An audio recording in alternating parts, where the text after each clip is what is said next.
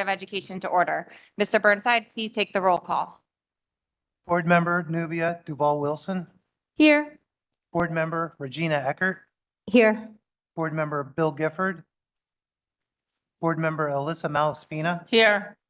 Board Member Kawi Telesford. Board Member Arun Vadlamani. Here.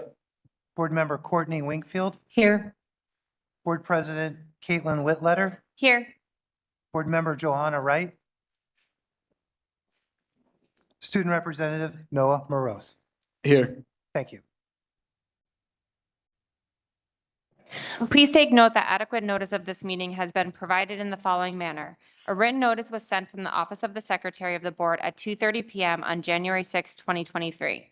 That said notice was sent via email to Maplewood and South Orange Township clerks and the editors of the News Record, Star Ledger, and the Village Green.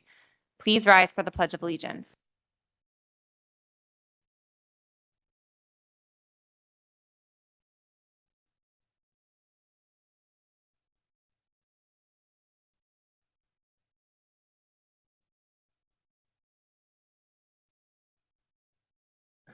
With that, I'd like to make a motion to enter into executive session at 6:32 p.m. to discuss renewals and non-renewals for the 2023-24 school year. The length of the executive session is estimated to be 75 minutes, after which the public meeting of the board shall reconvene and proceed with business where formal action will be taken. May I have a second? Second. Thank you, Board Member Malaspina. All in favor? Aye.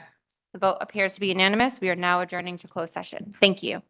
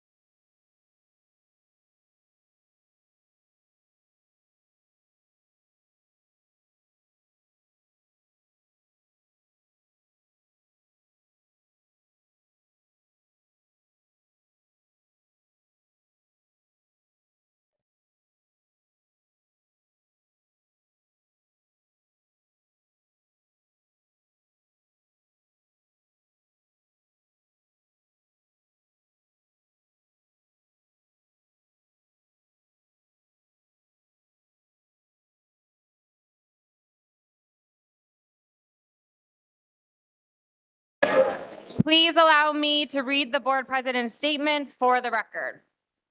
The school board meeting is a business meeting in public and not a meeting with the public. Oftentimes, it may appear to members of our audience that the Board of Education takes action with very little comment and in many cases, a unanimous vote. Before a matter is placed on the agenda at a public meeting, the administration has thoroughly reviewed the matter with the superintendent. If the superintendent is satisfied that the matter is ready to be presented to the Board of Education, it is then referred to the appropriate board committee. The members of the board committee work with administration and the superintendent to assure that the members fully understand the matter. After the committee discusses the matter, it is then shared with the other board members for consideration.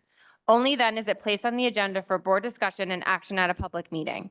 We will now begin our first and only hearing of individuals and delegates this evening. Thank you for coming in person and dialing in by phone. The South Orange Maplewood Board of Education certainly respects that you've taken the time out of your busy day to address the board at tonight's meeting. We value public involvement in our school district, and we are eager to hear what you have to say. The board does have time limits by policy, and it will be enforcing those to enable as many people to speak as possible this evening. Each individual will be given 2 minutes to speak. Please do your best to stay within the time afforded to you. Tonight's public comment period is limited to 1 hour, and all input shared with the Board of Education. All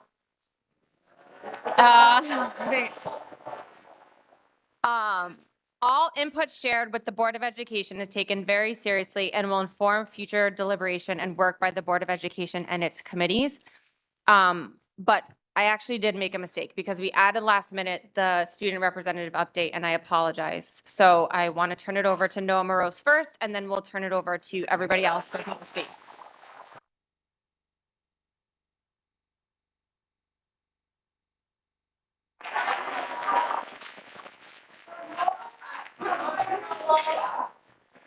All right, good evening, everybody, and especially our students, too, who showed out here. Yeah.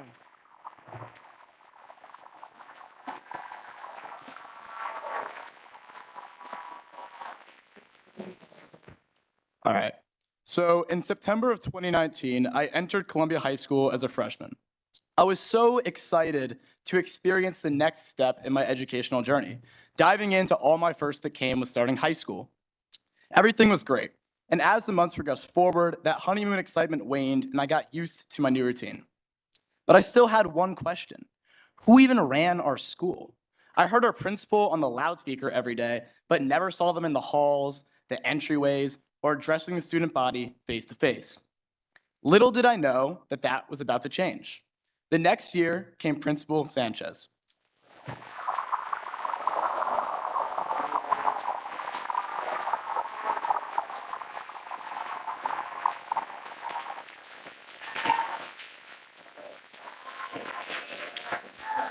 We were virtual, but I still wanted to introduce myself. So I sent him an email, and he got right back to me in just a day. And I was just some random sophomore at the time that wanted to start building a relationship with the new principal. And he released YouTube videos updating the students about COVID and what was going on in the district, even while virtual. But this in-tune version of Principal Sanchez never stopped. It's hard to recall a day where I haven't seen him walking in the hallways with students, or standing by the doors in the morning, or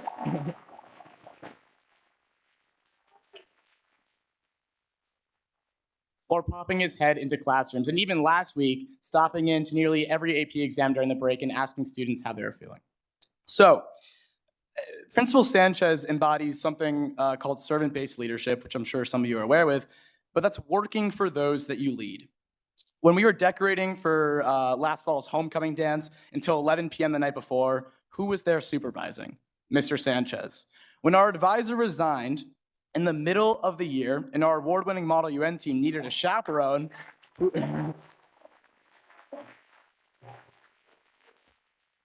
who stepped up and saved the trip, guiding 30 students around downtown Philly for 4 days and 3 nights.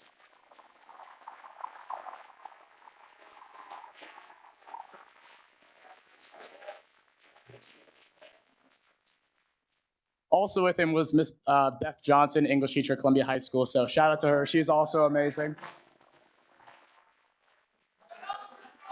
And even just last week when the baseball team was selling merchandise to improve our field and equipment, He neglected the merch that we usually give to the principal for free and refused that and paid with his own money to support the team selling the merch. That was Principal Sanchez.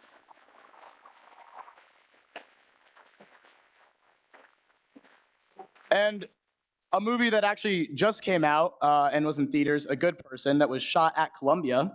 The funds that he got from that, he used to purchase period product dispensers for our girls and gender neutral restrooms.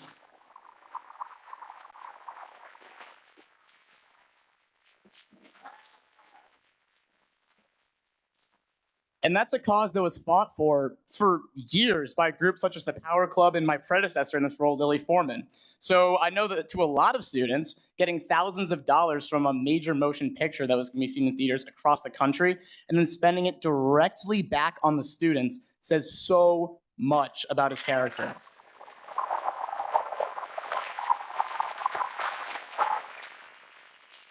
And I talk so much about servant-based leadership, and I've talked with senators, congressmen, secretary of the army, and yet I'm yet to see anybody in any walk of life, in any sphere really, that embodies servant-based leadership more than Mr. Sanchez.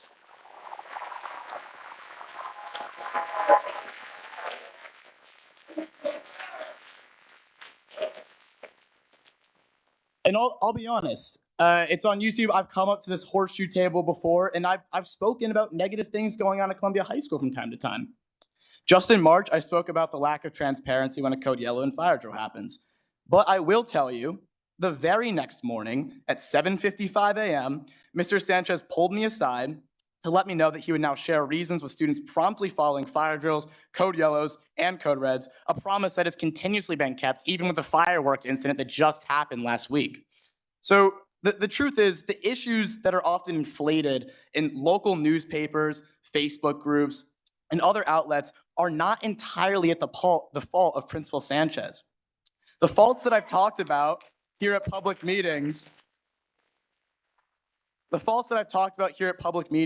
or in private meetings with the board and superintendent are easily fixable. And every action that I have seen him take is for the students and serving those he leads.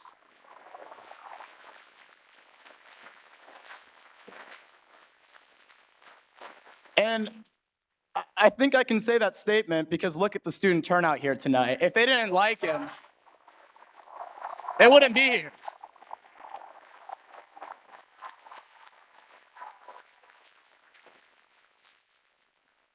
So many of you, if not all of you, in your campaigns, vying for the chance to be able to sit right here at this horseshoe tonight and give a meeting in front of the public, ran with the promise of putting students first or making sure that student voice has an impact.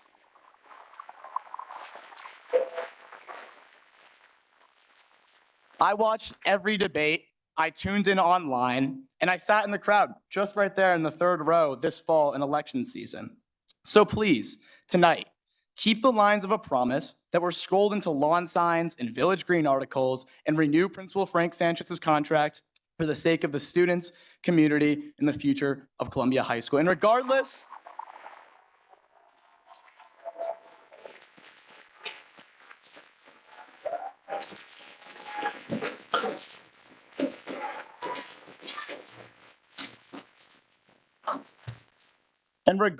of the choice that you all make tonight, I am sure that the community will remember it. Thank you.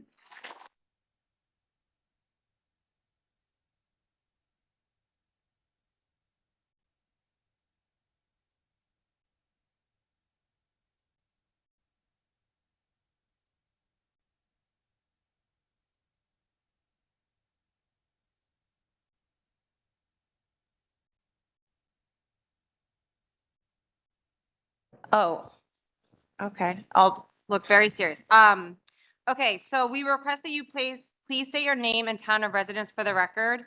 We like to call up students before we call up other people in the community. So we will start with the first student on the list, who is Lily Eliasvich.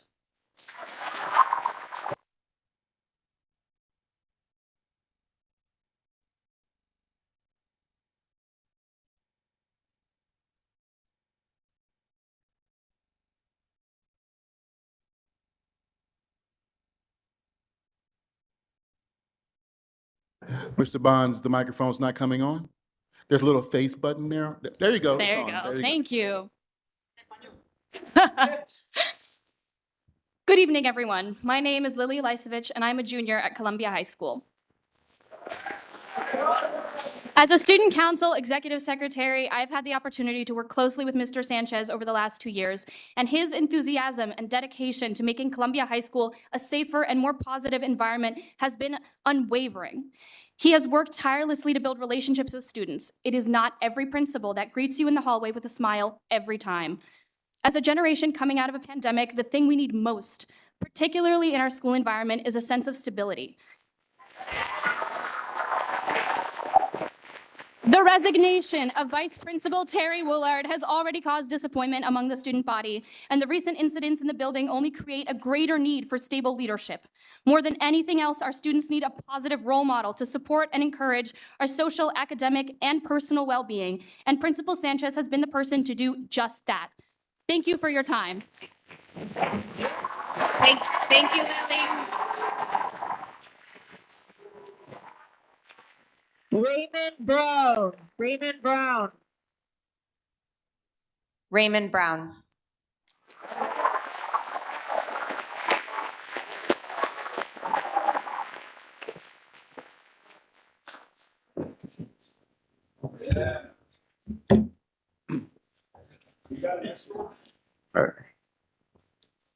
Good evening, everyone. My name is Raymond Brown, and I'm here on behalf of Student Council as the Executive Communications Director, a leader in Minority Achievement Community, and a participant of many other organizations that have grown significantly through the support of our beloved Principal Frank Sanchez. Yep. From the time that Sanchez arrived in our district as a principal, he has always been an influential figure that has promoted the growth and development of not only the school's district agendas, but also the agendas of dreams and students in the community. From programs such as Minority Achievement Community, which represents the inclusion of perseverance of Black excellence in the school, to Spectrum Club representing the inclusion of people of all sexual orientations and identities, and the 70 other school organizations, the presence and support received from Sanchez in every single one has made the biggest impact to us as students. Through COVID, Sanchez has helped us to realize the true potential of all of our aspirations and encourage positivity in all, instilled by the impact in school stability and constant reassurance of these vital aspects in the school environment. As a person of African American heritage, the impact and importance of having a Hispanic principal has had on me and the rest of the school is crucial to the future success and development of the school student stability. Thank you.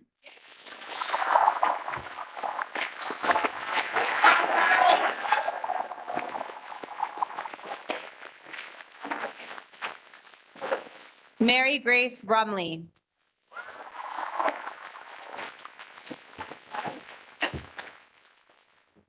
Hi, my name is Mary Grace Rumley. I'm an 11th grader at Columbia High School.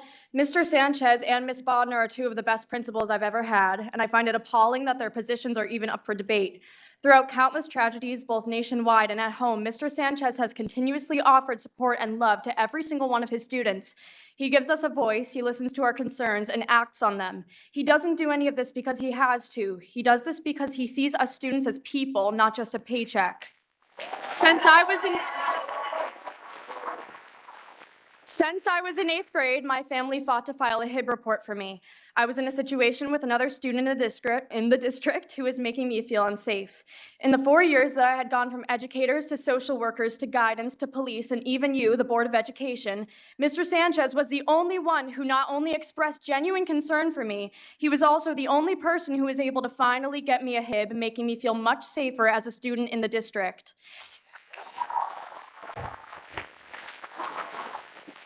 If you terminate Mr. Sanchez's contract, you are depriving the students of Columbia High School of a one-of-a-kind principal and an irreplaceable presence who time and time again puts the social and emotional health and safety of his students above all else. In addition, as a sibling to a child with autism who attended Montrose Preschool, I'm disgusted with your decision to keep the name of the teacher who assaulted Dalen secret and extremely concerned with the amount of time it took for the school to come forward. Of course,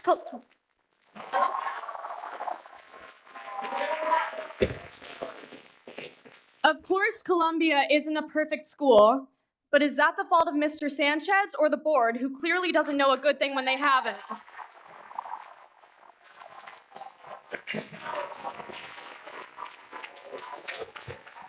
Thank you.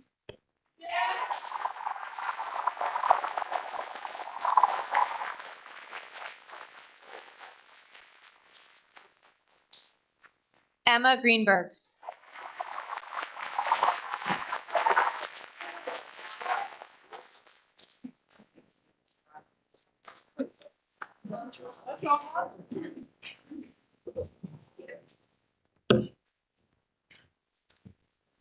Good evening. My name is Emma Greenberg, and I'm a junior at Columbia High School. And for my first day at CHS, Mr. Sanchez was the adult who was greeting my peers and me every morning.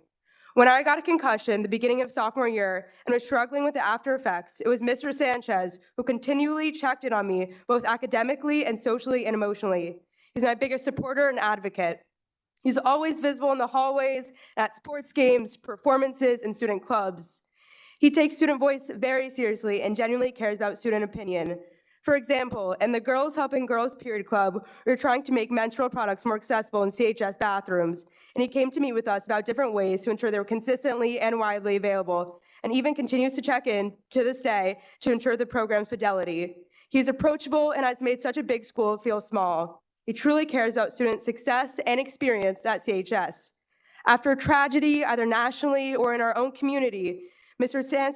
Sanchez's emails and presence around school offer comfort and direction during times of confusion. He makes sure resources like counselors and therapy dogs are available to students in distress. Mr. Sanchez serves as a guiding figure in the high school. He has been influential in mine and many others' high school experience. Listen to student voice and keep Mr. Sanchez at Columbia. Thank you for listening, and thank you for supporting student voice in Maplewood South Orange.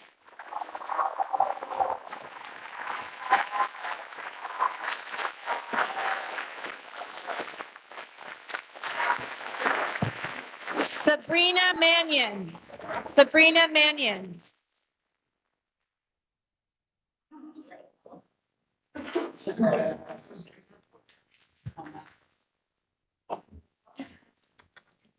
Hello, I'm Sabrina, a junior at Columbia High School. Last fall, my older sister attended her first semester at the University of Virginia and faced an active shooter situation. This was in my twin sister's mind as she heard what sounded like gunshots last Friday. My twin sister, Sierra, unfortunately couldn't be here tonight, but wanted to share her appreciation of Principal Sanchez's unwavering support. She and Columbia Special Dance Company were rehearsing when they heard screams and saw a stampede of students running from loud firecracker noises mistaken for gunshots. After that tragic event, Sanchez sat down with Sierra and the rest of the Special Dance Company to talk, console, and facilitate meaningful next steps to ensure the safety of all students. The firecracker incident outraged and terrified my sister, but I saw a difference after Principal Sanchez talked to her. Every single day, Mr. Sanchez checks in on the Special Dance Company to make sure they're eating dinner after long rehearsal hours. After tragedies across the nation and deaths in our community, Principal Sanchez has always ensured that students have the resources and counselors that they need. His support and trust with Columbia High School students is invaluable. It's time that we support him too. It would be a critical mistake to remove an administrator that has the trust of his students when they feared for their lives, especially amidst everything going on in this country. The SOMSD Code of Conduct says, quote, "We value our students as our primary stakeholders and at the heart of every decision." It's time that we live up to that.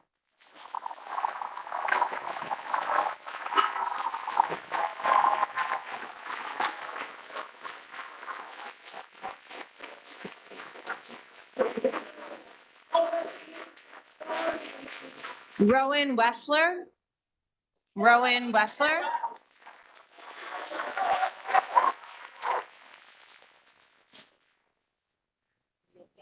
Hi, my name is Rowan Wexler, and I'm an 11th grade student here at Columbia High School. To start off, Mr. Sanchez was the class of 2024's first principal at CHS during the 2020-21 school year, and he could not have been a better welcoming body to the school during that unprecedented time. Columbia High School has been a pretty controversial place lately, and Mr. Sanchez has been absorbing a lot of the negativity that's come out of it. There have been a lot of simply bad things happening to and at our school, such as fire alarm pullings, an increase in fights, and an incident in which people thought their life was being threatened. Mr. Sanchez is an amazing teacher and guiding figure, and talks of getting rid of him because of a buildup of ugly events that can't and shouldn't be blamed on him sets a dangerous precedent of lack of trust with us, the students and the teachers and the parents.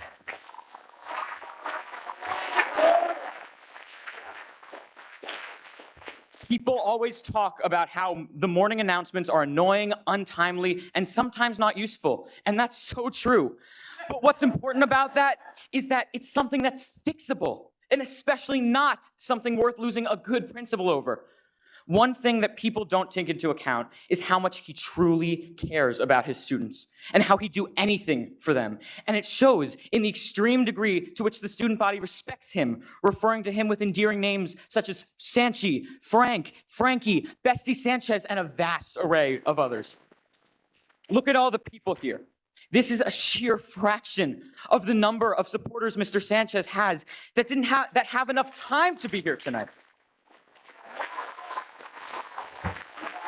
I don't even have time to be here tonight.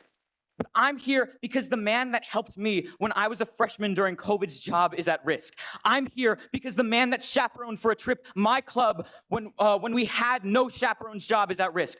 I'm here because I'm not letting the principal that our school has grown to love get fired for an insufficient reason. Thank you.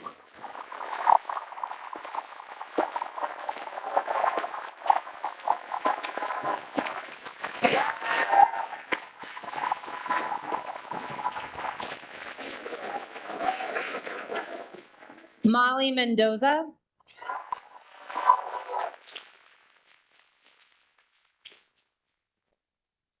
My name is Molly Mendoza, and I'm a junior at Columbia High School.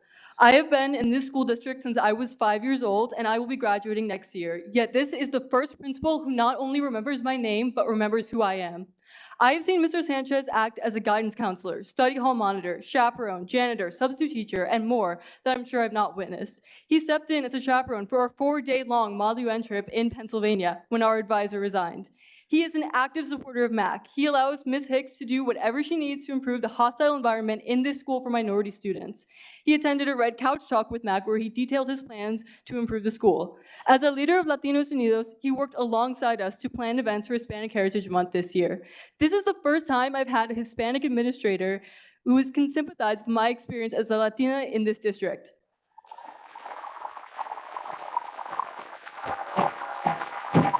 During the college fair, he happily spoke with my dad after I introduced him, and they were able to bond over being children of Cuban immigrants. I have never been able to connect with a faculty member on that level, and I don't know if I ever will again.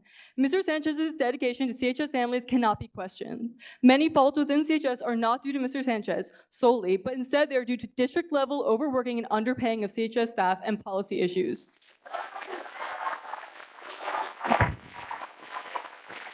If the board chooses not to reinstate Sanchez, they will be painted as uncaring and out of touch with students. Don't we want to hear the opinions of students who will be firsthand affected by the change in principal? Aren't students first? According to the New Jersey School Board Association, the role of the school board is to represent, quote, represent the concerns of the citizens, taxpayers, and parents to the school administrators. As a citizen, it would be the bare minimum for me to be able to make it my entire high school career with one principal. Thank you.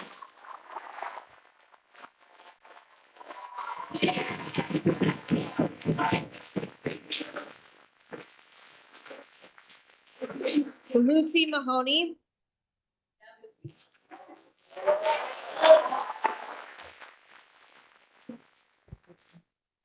Hello, my name is Lucy Mahoney. I'm a junior at CHS.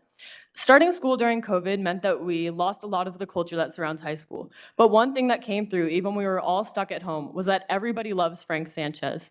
My friends and I talk about how Mr. Sanchez seems to be everywhere all at once. I'll text them saying he's an A-push helping us study, and then receive a response 5 minutes later from someone saying he's in their class. In my 3 schools and 5 principals, I have never felt as seen or cared about than when Mr. Sanchez was in charge. Yes, there are issues, and yes, Mr. Sanchez is the principal right now, but how are we ever meant to fix these issues if we don't let a person settle in for more than a minute? You can't expect things to... You can't expect things to run smoothly if you jostle them up anytime something goes slightly amiss. Keeping Mr. Sanchez is not just for now, but for a while, and allowing him to become a fundamental part of our school and district will work wonders for the health of our school. You are not the people who live with the impact of your rulings. You are not the people who...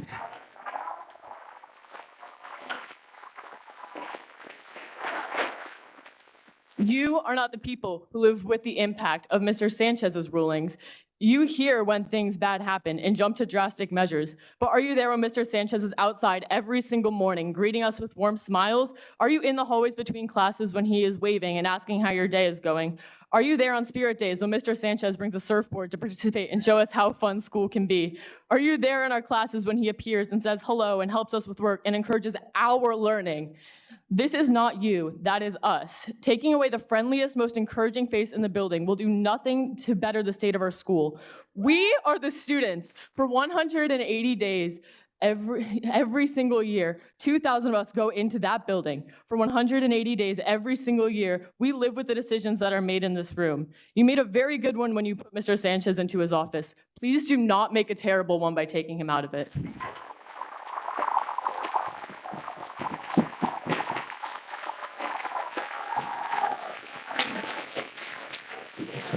Benjamin Vood. Benjamin Vood. Okay.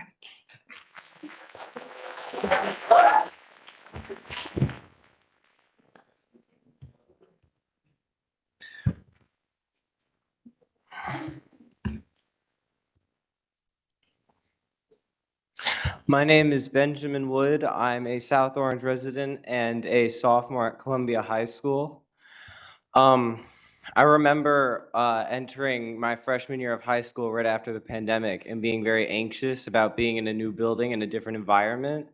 And on the first day, seeing Principal Sanchez at the door, and he said hello to me and talked to me. And I told him how anxious I was, and he was very comforting in that moment. And I felt in that moment that he was going to be a principal that would care about me and my struggles at school and would support me despite everything that we go through. I remember at my band concert this year, I switched to a new instrument. And as I was walking off the stage, when I finally sat down, he walked up to me and he actually talked to me and asked me what instrument I was playing. And he was very positive and supportive of me. And as seen by all the other students here, I'm not the only one who he is helping and talking to and making feel like they have a personal connection to him. This is a principal that has a strong belief in helping the students achieve their goals. It would be a drastic mistake to remove someone so passionate about helping the students in this district.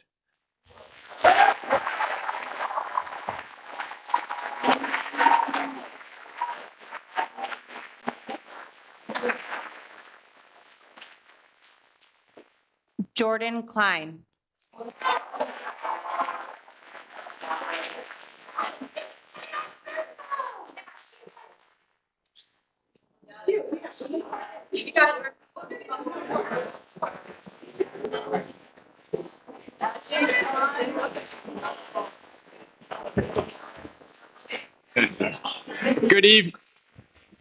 Good evening. My name is Jordan Klein, and I'm a senior at Columbia High School. To the members of our Board of Education, our faculty and teachers in our community, I implore you to take a second and just look around at the community, student, and faculty support for Mr. Sanchez, because to me, the support he's receiving from our community tonight is more than I could ever put into words about the support and love the students and community have for Mr. Sanchez. And that is because of the care he shows for the students. I know every morning when my sister and I walk through the double doors at the front of Columbia High School on my way to either do physics or be a teacher's assistant for a calculus class, I know that Mr. Sanchez would greet us with a lively good morning, just a small part of my day last year, when Noah and I hosted Mayor Dean Daffis at Columbia for an event with the Columbia Politics Club, the club we founded after the insurrection during the COVID pandemic. Mr. Sanchez was, I believe, Mr. Sanchez was there to support us when the mayor came to support the students of our club, and letting Mr. Sanchez go would be doing a disservice to the students of our school. Thank you.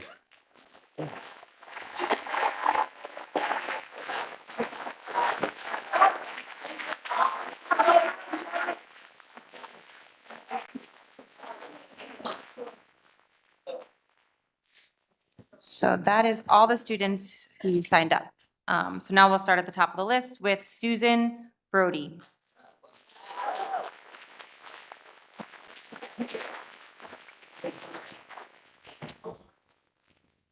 CHS, this is going to be really mundane compared to what you're dealing with, so I'm sorry that it's not having to do with what you guys are dealing with right now. My name is Susan Brody. I teach first grade at Seth Boyden, and I've worked in the district for 17 years. Thank you. As you likely know, it's Teacher Appreciation Week, and sadly, I do not feel appreciated or supported. As you may also know, we at Seth Boyden have had some absolutely awful circumstances befall our school, and our hearts go out to both of our administrators, our principal and now our assistant principal, as well as our school secretary, who are all out on medical leave for the rest of the year. We also had one of our PE teachers resign a few months ago, and we have not had a full-time replacement for our nurse since the middle of last school year. This is simply unacceptable, and it has gone on for far too long to the detriment of our staff and students.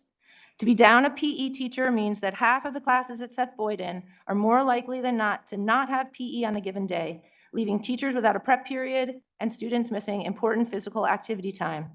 And while our sub-nurses have been great, we've had days when no nurse was available, and the various revolving door of nurses cannot build relationships with the students or staff to ensure the best possible continuation of care. We have had no leave replacement for our school secretary, all of which has made the job of being a teacher almost untenable.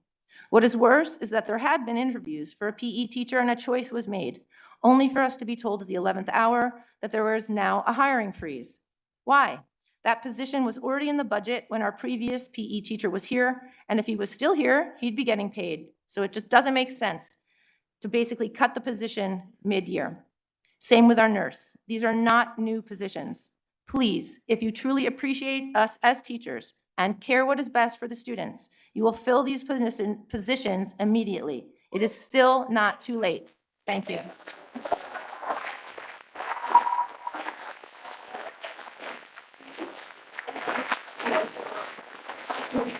Jesse Hine. Jesse Hine. Oh.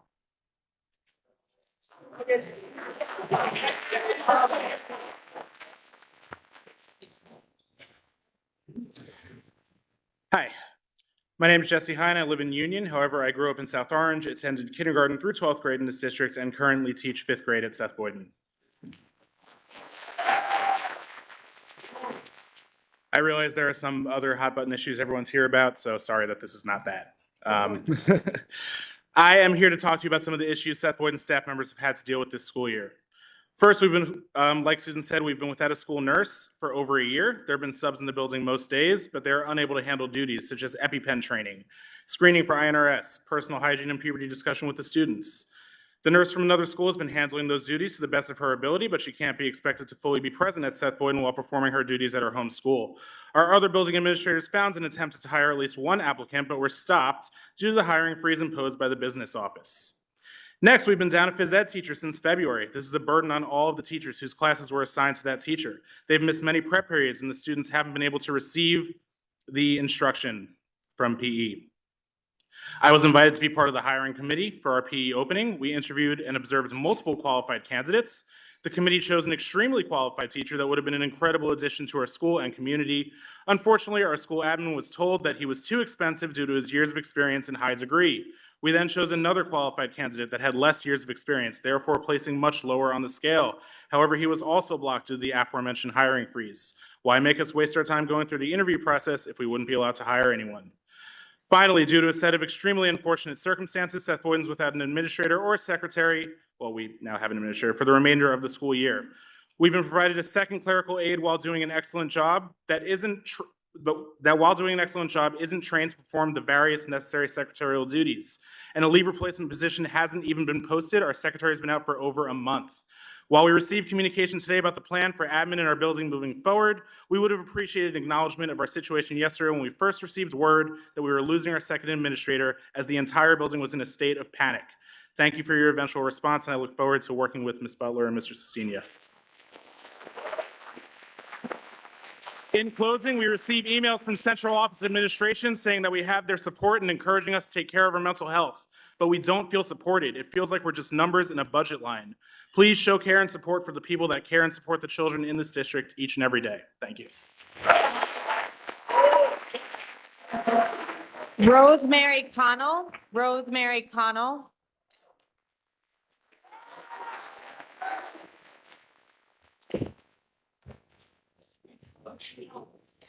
Good evening. My name is Rosemary Connell, and I am a resident of Maplewood, a parent of 2 children at Columbia High School, and a 3rd grade inclusion teacher at Seth Boyden. I'm here to speak on 2 issues tonight. There are so many other concerns that I have, and everybody else does, as is evident, but these 2 are front and center daily for me. The first issue that I would like to bring to the board's attention is the lack of adequate preparation for our special ed students, our most vulnerable students. Each year, inclusion classes are set up for the following school year for students that are already found eligible for IEPs. Inclusion classes are often at or close to the maximum allowable capacity that can be in a class, with disregard to the students that may be classified over the summer and during the school year. Given the shortage of special education teachers in the district, and the classes without special education teachers in them to begin with, I am concerned that this situation will only get worse. This practice overburdens special educators and leaves our neediest learners with less small group and one-to-one attention that many of them desperately require to be successful. Please consider our special education students and teachers and put a system in place that is more proactive than reactive. What is being done to address the shortage of special educators in our district? The second issue I would like to address is the horrendous condition of our buildings. We have poured money into the extensions of some of our schools, which I'm fortunate to now be teaching in. However, the state of the older parts of our buildings is a disgrace and often a safety concern. Holes in the walls, chipping paint, a mosaic of hideous floor tiles, ceiling tiles that are water-stained and broken, and bathrooms that are so disgusting that our staff and students avoid using them to the detriment of our bodies. Teachers are asked to school duty issues and request repairs on top of our already overwhelming workload. So I ask, would you rather your child's teacher be preparing and delivering instruction or reporting maintenance issues over and over again? I appreciate your attention to these matters.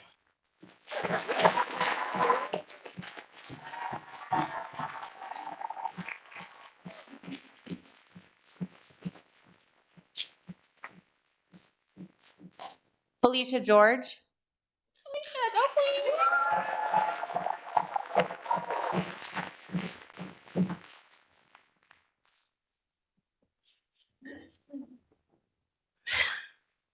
Hello, my name is Felicia George. I am a CHS graduate alum and also a former Board of Ed candidate. Y'all could do that. Your website says the Board of Education is the governing body of the South Orange and Maplewood School District with responsibility for developing policy to ensure the proper care, management, and control of district affairs. Yet you allowed a 4-year-old boy to be hung upside down and you have yet to make a statement. Yet you protect a teacher that hung that boy upside down and you have yet to say anything. Yet this family has sat in front of you 3 times and you have not even gone up to her to say hello. You have not asked her how Dalen is doing. You have not once gone over there and shaken their hands. They are here, they are in front of you. You cannot silence us. You cannot stand here and do nothing. You have a responsibility. If it is you that creates the policy, what is the policy when a child is hung upside down? How soon does it take for you to contact their family? It can't be 48 hours. This is our third time sitting here. You have yet to release a statement. You have yet to release a name. There are 4 other teachers who was in that classroom as well that are still in classrooms with kids right now. And parents do not know that.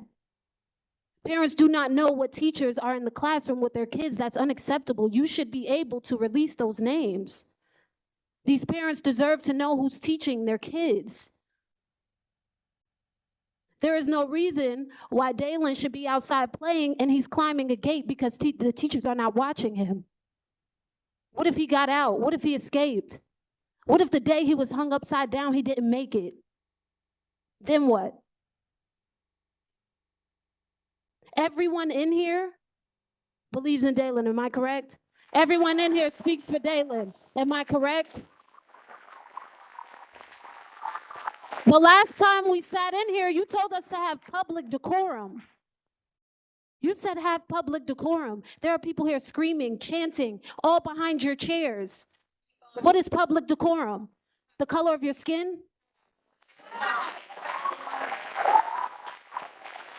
Justice for Dalen!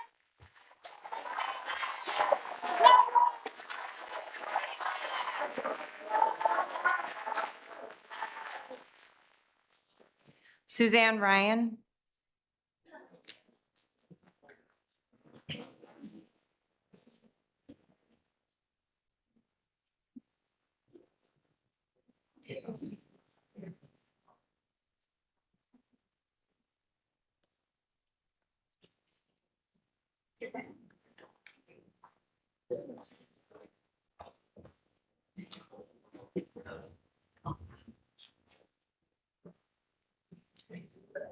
Hi, good evening. My name is Suzanne Ryan. I reside in Maplewood. And I want to begin by saying that any comments I make are not personal attacks on anyone. It's about competence. With that, I am a 37-year resident of Maplewood, 25-year retired teacher out of SOMSD. I love you guys. And a concerned community member. I was also a candidate to fill the recent open seat on the board. I cannot stress how important it is that you not grant Dr. Jane Bean Folks tenure as supervisor of language arts for our district. She embraces the Teachers College reading and writing program that has been proven to be non-effective as methods to teach children to read and write.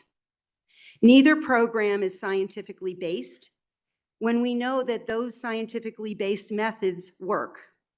Dr. Bean Folks holds fast to the Teachers College reading and writing program, which I firmly believe may be rooted in her association with the Teachers College program itself. She worked for that program at Teachers College for at least 10 years. I think there is a conflict of interest there. In any case, because she is unwilling to bend on her beliefs, our children continue to be harmed. We have an extremely high failure rate. Reading is a civil right, and we are denying the right for our children. For years, as a teacher and parent, I desperately tried to get our district to lay aside the whole language, balanced literacy, and now the Teachers College reading and writing program. All are rooted in non-scientific methods of teaching children, and they are just iterations of what does not work. In my estimation, our district is committing education malfeasance. There are methods that are known to work, yet we do not adopt them. I can speak to the many efforts that were done over the years by me, by other concerned teachers, parents in the community. Sorry, Ms. Ryan, time. I would love to share those with you. And if you wonder why teachers don't come out, it's because there is retribution. And if you don't have names to complaints or concerns, it's because there is retribution. And I know because I suffered under that. Thank you. Thank you. I'm gonna. So I want everyone to have the chance to speak. We have so many people, a lot of public speaks, and we have at least 15 people online. So that's why I'm trying to stay closer to the 2-minute mark. And a lot of times we do let people go over. But Mr. Bonds, we have 2 students who are dialed in virtually. Can we bring Maxwell Kravitz on to speak, please? And then we have Gabriel Taro after that. And then we can go back to, sorry.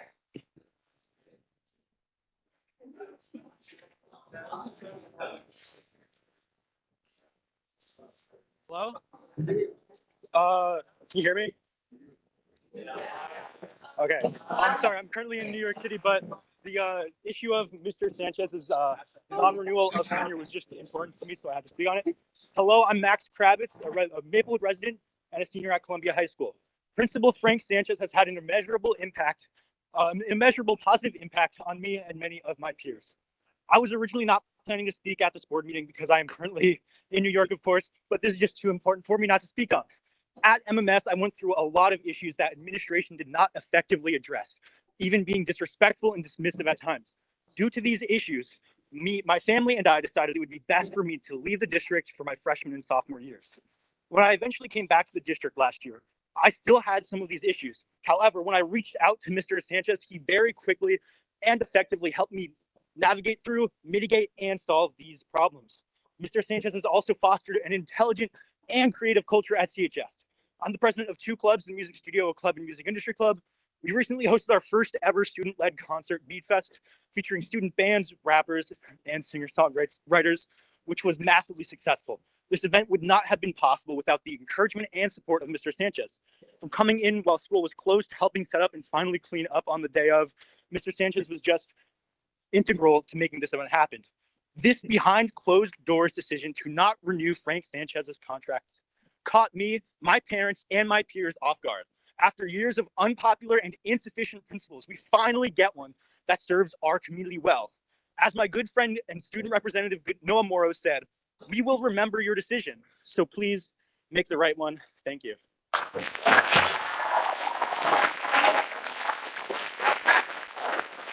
Mr. Bond, can we bring Gabriel Taro on, and then we'll go back to public speaking.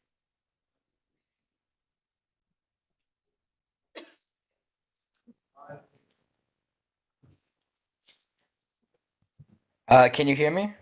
Yeah. All right, thank you. I'm Gabriel Taro, a 9th grader at Columbia High School.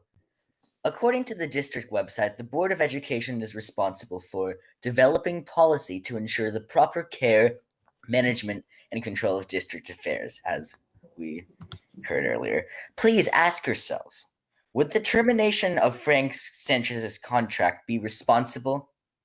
Does removing an effective and well-liked administrator constitute proper care of district affairs?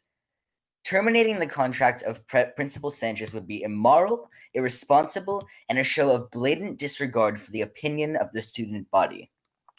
Principal Sanchez has repeatedly shown his dedication to our school.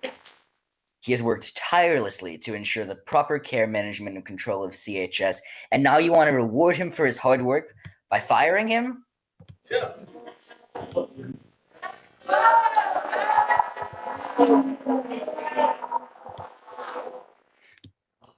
Unbelievable. Last week, a student threw a firecracker into the D-Wing. My first draft said, some of you may be aware, but, I'm pretty sure everyone knows by now. Security saw it happen, but some students mistook the sounds for gunshots.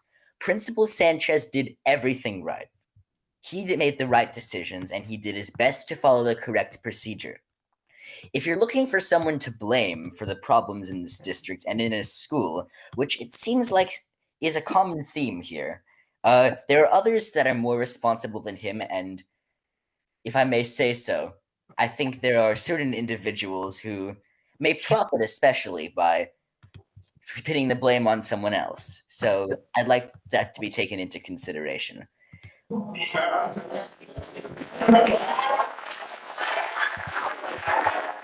I'm completely aware that this vote may have been scheduled before the incident. Regardless, the fiasco that was last Friday will likely be taken into consideration.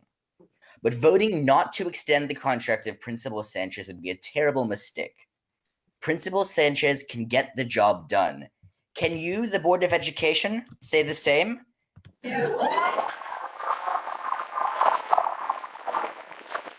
If your idea of getting the job done Thank you, Gabriel. Next up is Katie Costello.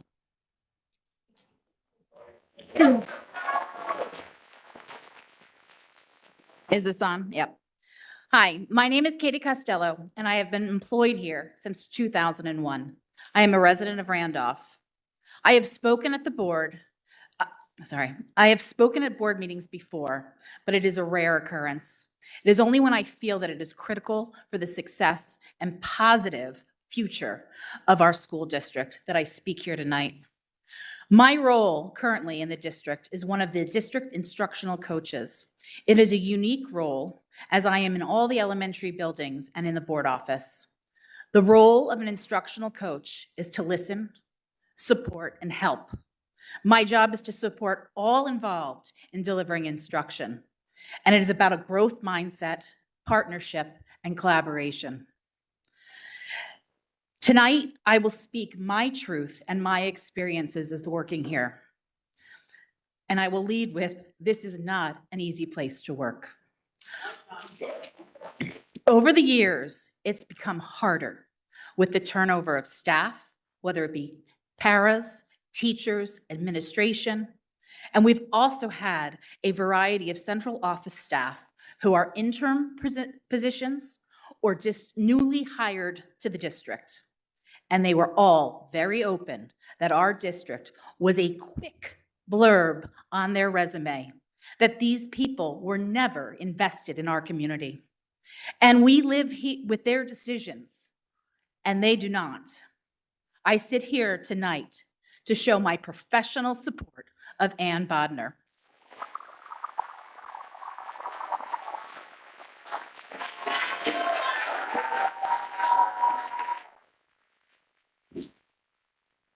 Ann Bodner has proven her loyalty to this district and to its students.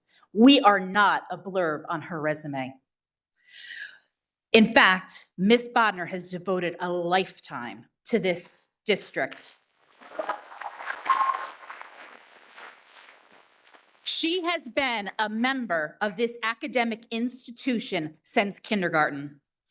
She went to elementary school, middle school, and is a proud graduate of Columbia High School. She has proven herself time and time again, years and years again. She started as a teacher, as a student teacher. She became a para. Then she was promoted to the role of teacher. I'm sorry, Katie. You know what? I'm sorry. Guys, I really understand, but I also want to make sure that everybody has the opportunity to speak. So Can I have a moment? you can finish the sentence and then we'll go to May the I next have one moment? I had a lot of people clapping in my support, and I did not get my full 22 minutes because I stopped and listened to people. I'm going to finish. I apologize. I feel like very aggressive right now. I apologize. It's my passion.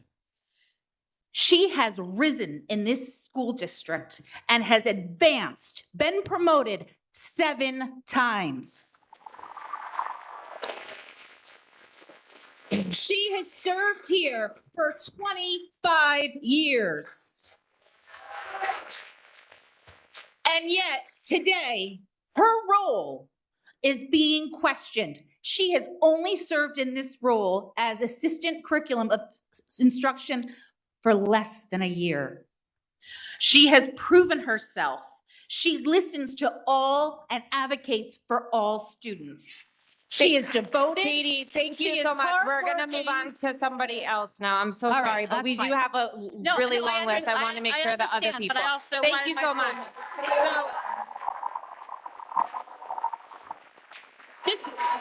We're going to bring up Eve's Hart, who's also going to talk about Anne. So thank you so much.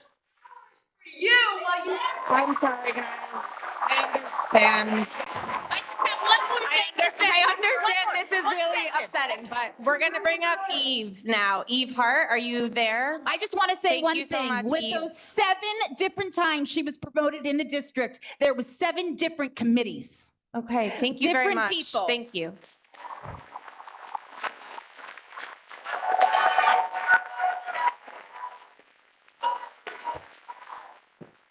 Institutional memory. Mm-hmm. Institutional memory. Let's let Eve speak. So please. I will start this by saying this is not my forte to sit in front of a microphone, but tonight I felt the just need to do this. My name is Eve Hart. I'm a resident of Maplewood. I'm a parent of a 7th grader at MMS and a sophomore at CHS. I serve as the CHS HSA co-president this year and last, and as a district instructional coach. So to say I'm invested in the success of this district is an understatement. I have been an employee in the district for 9 years. In my time here, there have been 4 superintendents, numerous assistant superintendents, and supervisors. Every time someone new begins, the cycle starts over. New initiatives, new programs, new points of view, no consistency in sight. Additionally, we have been here through the roller coaster of COVID and its lasting effects. What we need now is consistency. What we need now are the people who are dedicated to the success of this district, its educators, and its students. I sit here tonight in support of Ann Bodner, the Assistant Superintendent of Curriculum and Instruction. She is our consistency. She is our institutional knowledge. She is a true partner to those she works with and for. Ms. Bodner has committed her time and career to the success of the students in this district. It would be a monumental loss if she was unable to continue in her position. In the short 8 months that she has been in her position, she has differentiated teacher PD. We have instituted a K-2 and 3-5 family nights, facilitating weekly meetings to keep all stakeholders involved and informed. She has supported and mentored all of us instructional coaches. She has worked tirelessly to ensure that plans and programs and policies are being put forth to address student needs this year, next year, and beyond. I sit here in support of Ann Bodner. She is the district, and it's the district's way forward. She is who we need to invest our time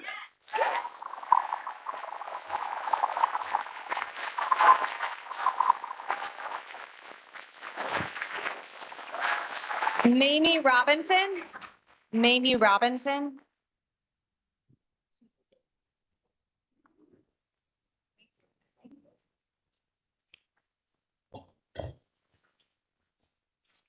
Good evening. My name is Mamie Robinson. I'm here in support of the Wilkins family. We've been friends for over 25 years. When Candy called me and told me the day she found out that her son who is 4 years old, who has autism, was held by his ankles by a teacher, I was devastated. As a mother, as a grandmother, I can't even imagine. But the question is, we're just going to cut through the chase with you, the board members. They have been here a number of times. No one has addressed them. No one has asked them how they're doing, how Dalen is doing, nothing. And that's unheard of. The question is, why hasn't this teacher been identified? This teacher who assaulted a 4-year-old child. April 5th, you had Eyewitness News here trying to get answers. They couldn't get answers from you. So my question is, as the principal of that school, and you as a Board of Education, the board, when our children are in your school, you are responsible for them. They are to be protected under you because the obligation is to take care of our children when they're with you. So the day that the principal called the family in to let them know what had happened to Dalen was 2 days later. When they picked the baby up from school that night, they knew there was a difference in him. He was shaken, he was crying, he couldn't verbally express what had happened to him. They did not find out until 2 days later that their grandson and son had been assaulted by this teacher. In the meantime, Dalen had to go back to school for 2 days and face this monster who held him by his ankles like he was a rag doll. So what I'm saying to you is that everyone needs to be held accountable. Why this teacher has not been identified, I do not know. She should be identified. She should be held accountable. She shouldn't be on a leave with pay. She doesn't deserve to have a job. She doesn't deserve to be a teacher because she's supposed to be trained to take care of children like Dalen, who cannot speak for themselves. So I just want the board to know we're not going anywhere until. Thank you, Mamie. We're not going anywhere. I waited for you for 2 hours. You're going to wait for me for another minute. Give you another sentence. So we're putting you on notice, each and every one of you. We are not leaving. We will be here, and it's going to get bigger. And you are going to give us some type of resolution to this. It doesn't make sense. So we're not going away. And this platform is justice for Dalen and other children who are in Dalen's position. So we are saying justice for Dalen.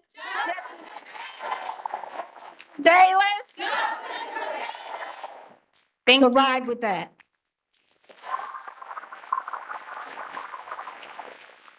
Sarah Iozio. Sarah Iozio.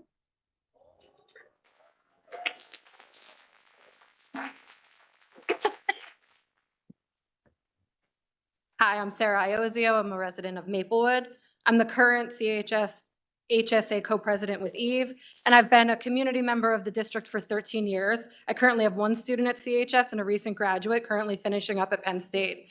Our students deserve the stability and consistency that Mr. Sanchez has brought. CHS is a big school with unique challenges. It takes time to make all the changes that need to happen. Starting over now would be a huge step backwards. Principal Sanchez led our students through turbulent times and has supported our community as we have rebuilt after COVID. He's constantly in classrooms, in the hallways, at sporting events, concerts, shows.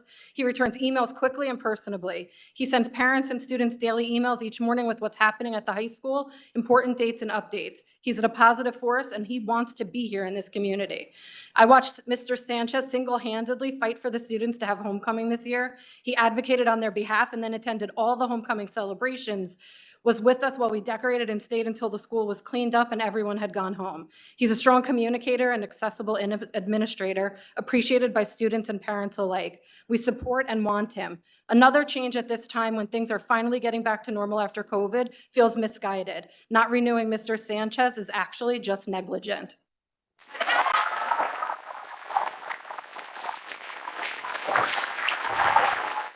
Cynthia Hall. Cynthia Halm. Cynthia Halm.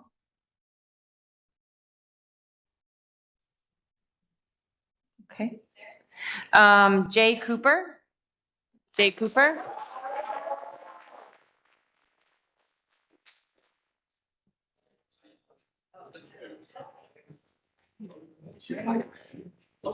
Hello. Okay. Well, first, I just want to go real quick thank all the brave students for talking today about their principal. I think it's absolutely amazing. You guys should all be applauded for that. But don't do that yet because I'm going to get 2 minutes. So listen, okay, I have 2 kids at the high school. I have a senior and I have a freshman. They're fantastic. So I do have vested interests in Frank and Anne and this attempted Friday night massacre. I don't quite understand what it is. I didn't have time to prepare any statement because I was dealing with a 2-hour delay on New Jersey Transit to get here from New York City tonight. But I will say this, I care about all the kids. I care about the kids at Tuscan. I care about the kids at Clinton. I care about the kids at South Boynton. I'm so sorry about that, guys. I care about Maplewood Middle, as Psalms, all of it, because my job is to write and illustrate kids' books. So I actually have a lot of empathy for everybody. And I think that might be the thing that's missing here is empathy, because I could be wrong, and tell me if I'm wrong, but I think that a lot of you on the board don't actually have high school students at Columbia. Sorry. And that's not an accusation. It's just I think it's really relevant to whether or not you can like really assess what Sanchez is doing, what Frank is doing here. And I think that you've heard really loudly how great a principal he is, and it's not too late for empathy. it's not too late to take a step back and say, you know what? Maybe we were being a little bit too aggressive. Maybe we should give him a little bit more time to prove himself because he's kind of fantastic. That's it. I'm done. Thank you, Jay.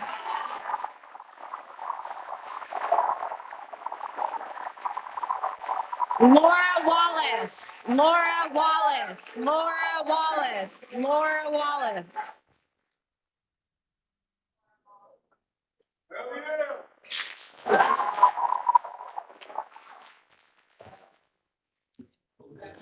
Hi, I'm Laura Wallace. I am a resident of Maplewood. I have two students at the high school, a junior and a freshman. And I just want to say this is kind of an amazing night and reiterate what Jordan said, point out to you guys the turnout here because it's amazing. This room, outside in the hall, out on the street, online, everywhere, the number of people and particularly kids that showed up. And I think what's important to note is this happened on a really short notice. We only knew about this for a few hours. And I think that if we'd had a more reasonable awareness that this was happening, you'd see a lot bigger turnout than this.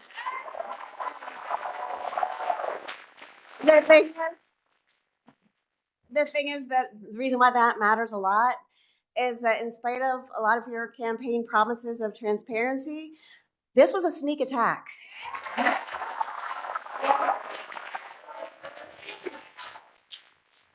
And so I think it is really, really important that you stop and listen and pay attention and understand that these voices are here talking to you for a very important reason. And I want to say as a mom, as Jay mentioned, a lot of you you don't have kids at CHS yet. Your kids are little, they're in kindergarten, they're in second grade, they're in whatever grade they're in. They're not there yet, but blink. Close your eyes and open them again, and they are going to be in high school, and they're going to be dealing with high school angst and academic angst and emotional angst, and what are they going to do with the rest of their lives angst. And I'm going to tell you what you're going to want for your kids when that happens. You're going to want a principal like Mr. Frank Sanchez.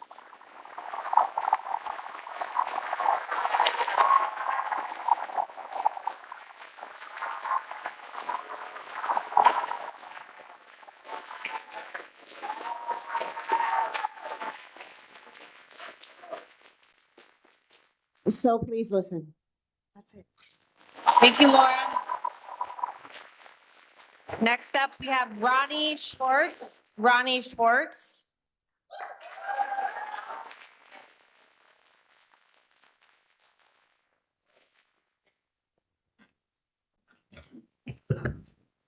Hi, my name is Ronnie Schwartz, and I'm a resident of Maplewood.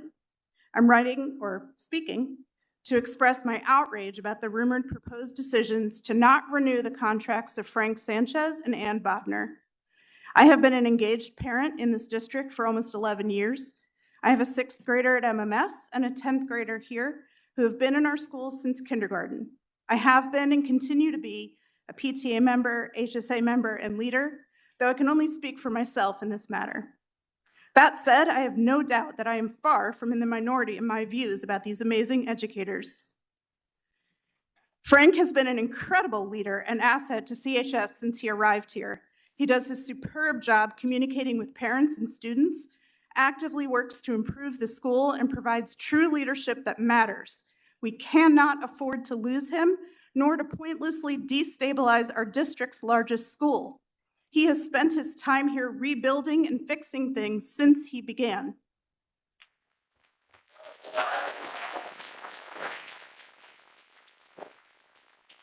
Ann Bodner is beloved by all who have had the privilege to know her and work with her, and I say that without a hint of hyperbole.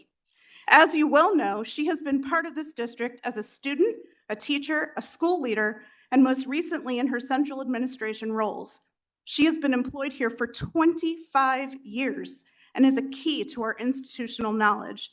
Ann is leading critical work on our curriculum, and losing her from her role as Assistant Superintendent of Curriculum and Instruction would only hinder any efforts to improve this district's performance and the outcomes for our students. I implore you to reconsider renewing the contracts for these two dedicated professionals. Thank you.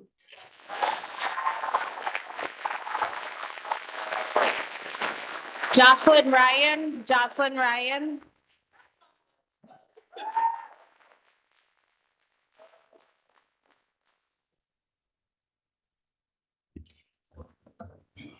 Jocelyn Ryan, South Orange. I've been listening to everybody speak here tonight and wondering who the constituents are that you imagine you are representing with your decisions tonight. Why aren't they here? Ann Bodner has been a wonderful teacher, an excellent principal, but she is meant to be Assistant Superintendent of Curriculum and Instruction. Her work alongside your own C&I committee, rewriting hundreds of curricula to incorporate Amistad, AAPI, Holocaust, and LGBTQ plus curricula,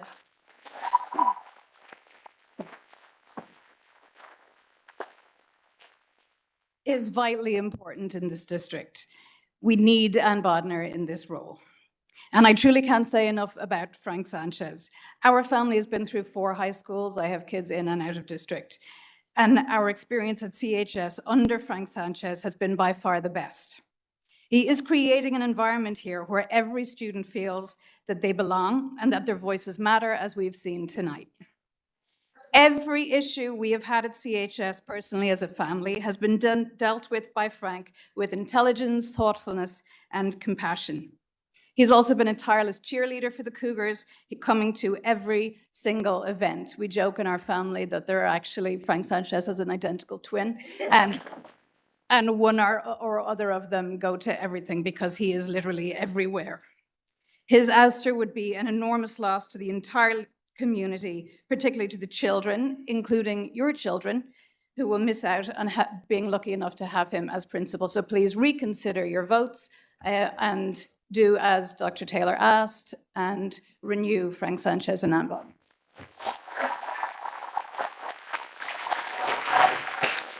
Veda Truesdale. Veda Truesdale, or Veda Truesdale.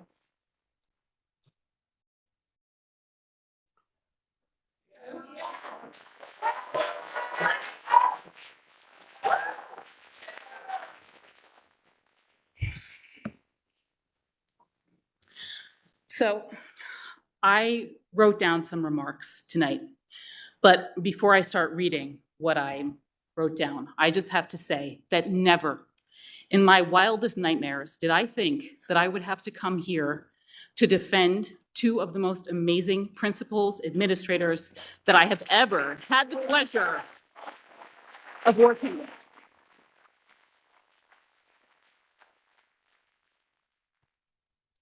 Sorry, I forgot to say my name. I'm Veda Truesdale. I live in Maplewood. I'm the parent of a CHS senior and an 8th grader at Maplewood Middle School, who will be a freshman at CHS in the fall. I have known Frank Sanchez since he arrived as CHS principal in 2020. He has been, as was previously noted, an unfailing cheerleader for our students. He is creative, compassionate, and caring. He has handled an immeasurable number of delicate situations with concern, discretion, and care. I don't think most people realize just how much he is doing quietly and carefully behind the scenes. The students love him and they feel safe in his presence. Our district keeps losing good teachers. I have been so relieved to have Frank Sanchez at CHS that I have actually worried that he would get snagged by another district. I have lost sleep over that. He has the unique skill set, personality, and charm, really, to be here, to work in this district, which is truly unique. To learn that some of the people that I have voted for have made this decision against the obvious wishes of the parents of the students that go to CHS is a slap in the face, really. Yes. Our students deserve consistency. They deserve to have consistency and a safe adult whom they can trust leading CHS. Yes. Thank you, Veda. Nat Bradford. Nat Bradford. Nat Bradford.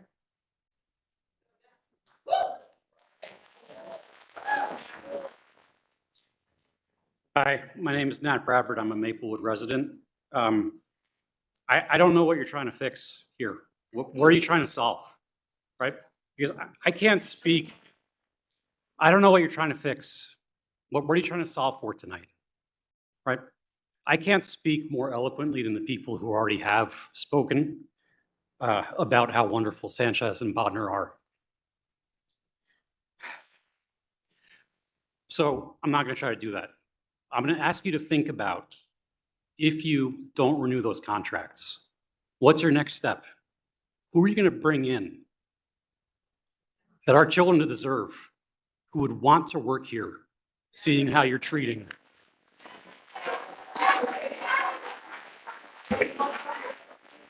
So you may have disagreements with things that they've done, right?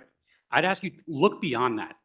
Think about how this district is perceived. Think about how hard it is already for us to attract and retain good people.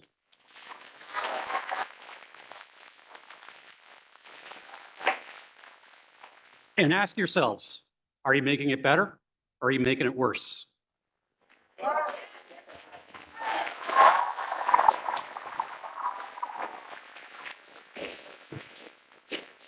Bruce Hartley. Bruce Hartley.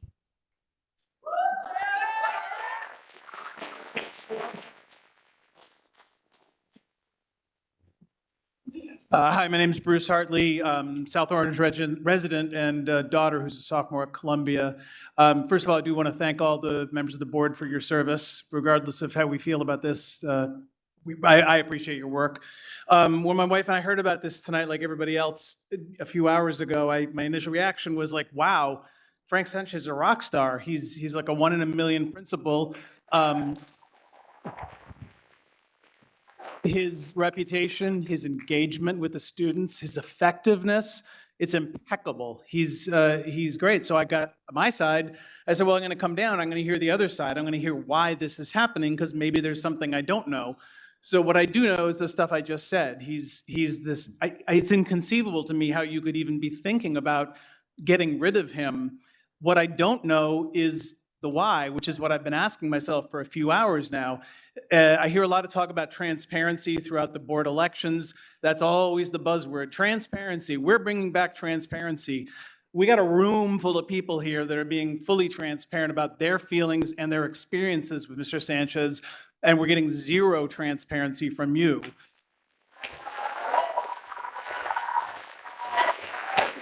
There were a couple of excellent points made by students earlier. One was that we need some consistency. We need somebody to be there more than a year. And the other was that however you vote, it will be remembered. And until you give us a reason and make us understand why this small group of people is making this majorly impactful decision, then I, for one, know that I have got no votes across the board the next time I see any of you.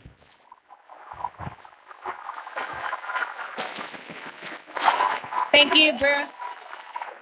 We have up, Shira Lincoln. Shira.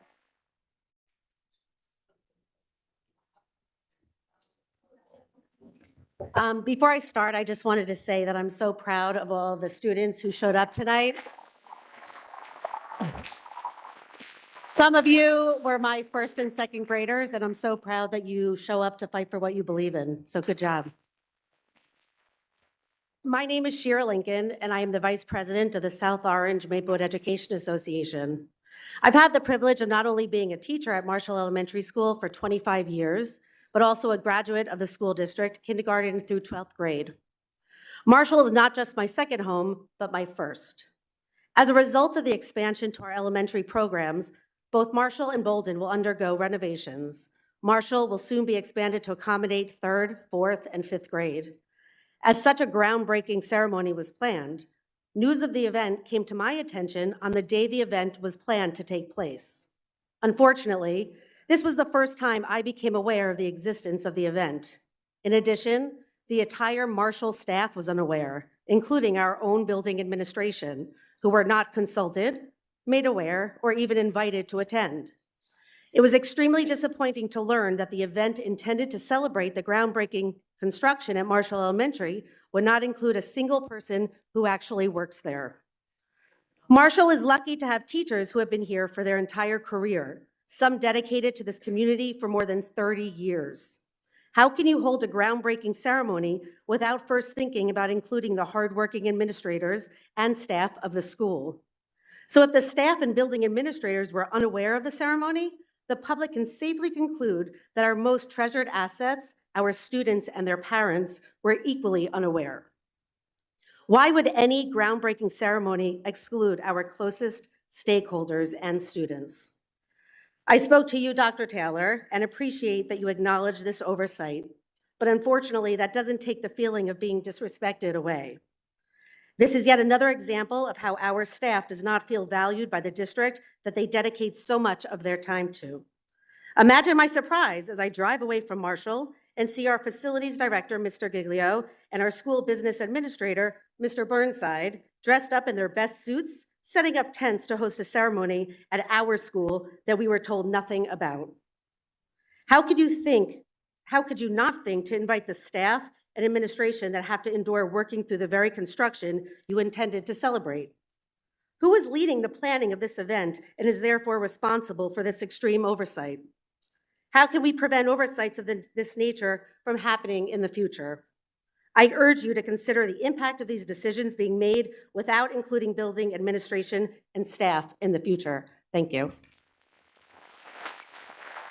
Thank you. Next up, we have Dan Gosling. Dan Gosling.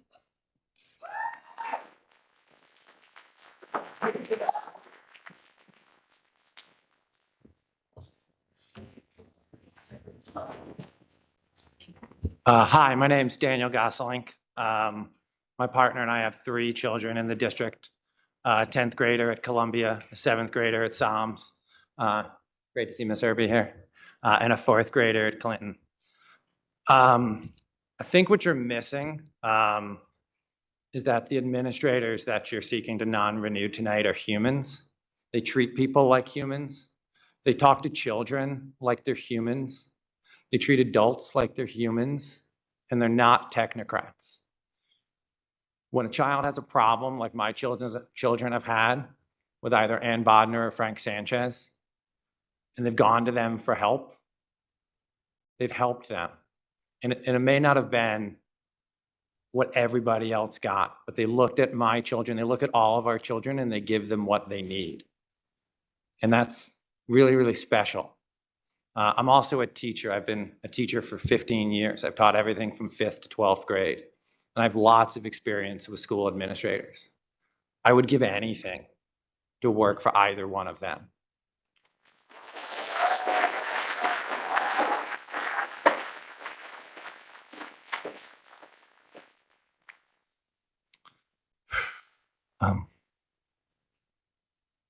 I just, like, I don't even know what, like, I want to echo what so many other people have said. I just don't even know how this is possible. Like, Ann Bodner is Clinton School.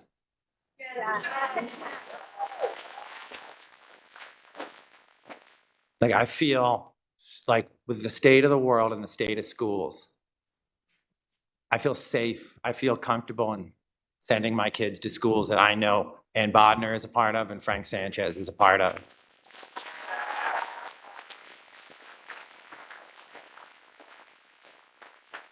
And to be fair, I don't actually feel that way about my own school, the school that I teach at.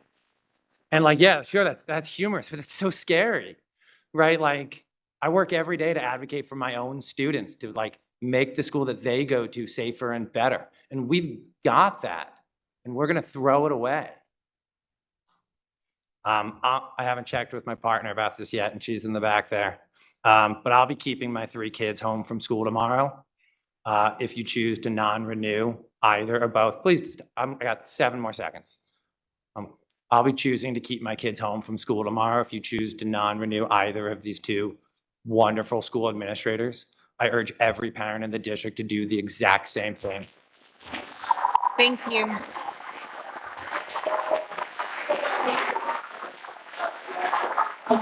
Natalie Moore. Natalie Moore.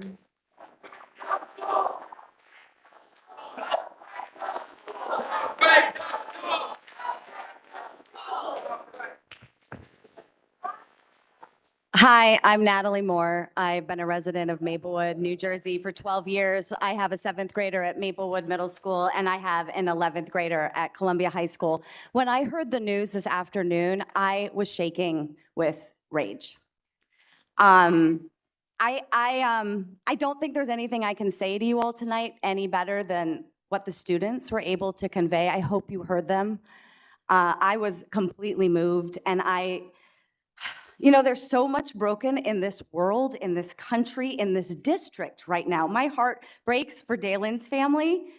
With so much broken, why would you take away the people who bring light to our kids?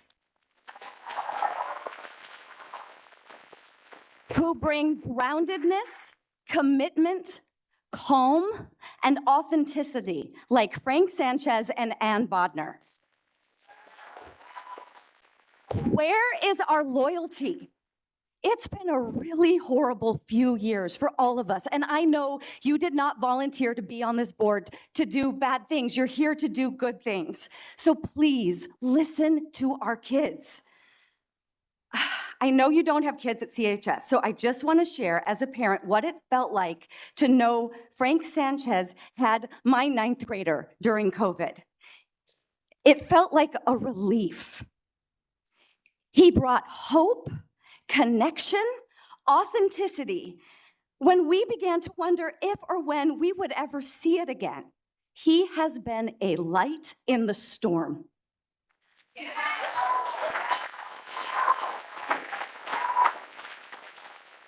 Over the last decade, we've seen so much turnover in the district. We need stability, we need consistency. Nothing is perfect. Let's give those who are truly committed to our beautiful community a chance to grow and help our kids thrive.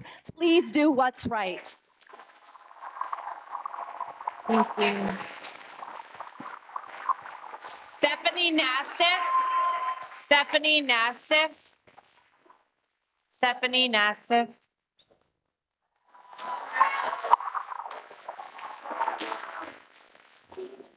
Hi, I'm Stephanie Nastiff Pilato. I have one recent graduate from CHS and a rising 9th grader next year. I'm going to speak on behalf of Ann Bodnar first because I think our CHS students did a masterful job speaking up for their beloved principal. Ann Bodnar's experience and leadership in this district is unparalleled. As a student, teacher, vice principal, principal, and curriculum coordinator of SOMSD, she has shown her dedication to the community, her students, the faculty, administration throughout her lifetime. As the vice principal of Clinton School, she held my hand as I navigated the 2 diagnoses of my neurodivergent kids, and she taught me what a 504 was and how to use it for my family. My son is in college and thriving, partially because Ann Bodnar was his vice principal at Clinton School. Removing her from our district would be a crime. Now on to Frank Sanchez. Frank Sanchez is the best thing that's happened to our district in the 13 years that I've lived here. Our students deserve his leadership, and I implore you to renew his contract and protect his position for the state of our students.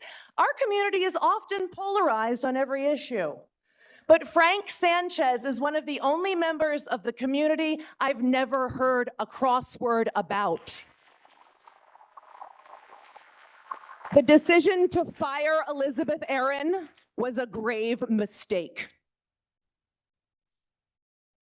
The decision to fire Frank Sanchez would be a catastrophe.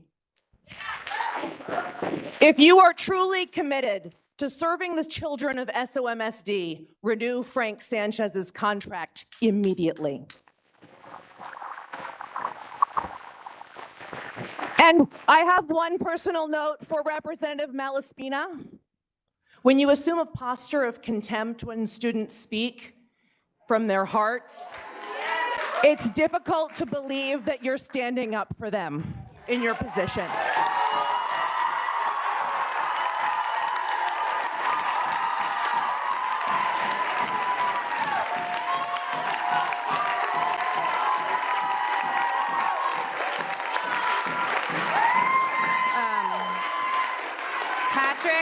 Patrick Fry. Patrick Fry. Patrick Fry? Okay. Kaniki, oh, I'm so sorry. Candace Point du jour.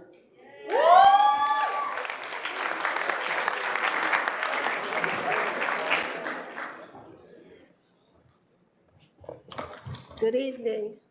My name is Candace Point du jour. I've been a teacher in this district for 23 years at CHS. First, I want to say justice for Dalen. We support you. 2 points I would like to address: protocol and safety. During my time here, I have experienced systemic racism and feared for my safety. As a Black woman educator, I can say for certain there are 2 schools within a school. I do fear for my safety. Last year, a parent who bypassed security walked into the auditorium and told me to watch out, almost nose to nose with me in my face, threatening his child's teacher. Even after being banned from the performances and submitting a police report, I again found myself face to face with him in the hallway of CHS in March of this year. I immediately felt violated and unprotected. Why was he in the building when he no longer has a child at CHS? He should not be allowed to volunteer after threatening a teacher in this district.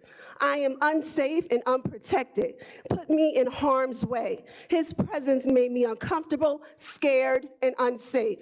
Did I mention prior to this, I never met, had a phone call or email from this aggressor? Protocol is a huge problem in this district. Parents are allowed to form an anonymous email and make allegations or try to dismantle a program behind a smokescreen, never once talking to the teacher, reaching out to minors that are not their own kids, overstepping their boundaries, having their own agenda. This does not happen in other similar activities, classes. They do not make the same demands or question other directors. Why is this? Could it be the color of my skin, the kink in the curl of my hair? Why is this being entertained and not shut down? Meetings with people who want to remain anonymous, hidden behind faceless Zooms or Google Meets. They have their own agenda. Why is this entertained? Hoods that become face masks, that become anonymous emails and faceless Zooms, a modern day lynching. Oh, what a strange fruit it is. Pop, pop, pop, screams and runs, traumatic, shaky, crying, scattered. High school students huddled in a corner, trembling, scared for their lives, fearful of my life, my student lives in the school community. Traumatic, traumatic, traumatic. In my letter to the superintendent last year, I stated, when are you going to take protocol and safety seriously? When someone is in a body bag, help. Thank you. Shannon Cuddle. Shannon Cuddle. Oh, yep. Thank Shannon.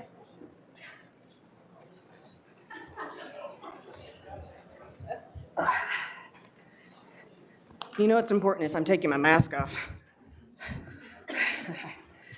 Okay. Good evening. My name is Shannon Cuddle. My pronouns are they and them. I'm a Maplewood resident. I come before you here tonight first to say that I'm so proud of our student leaders and our student board rep Noah and our alternate as well for their service and leadership.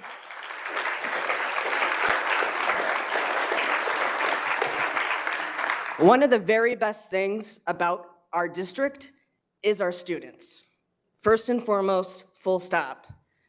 And putting students first is not just a motto or a hashtag or a campaign slogan. Putting students first is how we should live and breathe with our heart and soul every single day, helping navigate and support student leaders. I come from you today not just to support the students, but to also lift up those caring adults that take care of our students each and every day. I served on the South Orange Maplewood Board of Education from 2018 to 2021, and I was one of the board members that hired Principal Sanchez.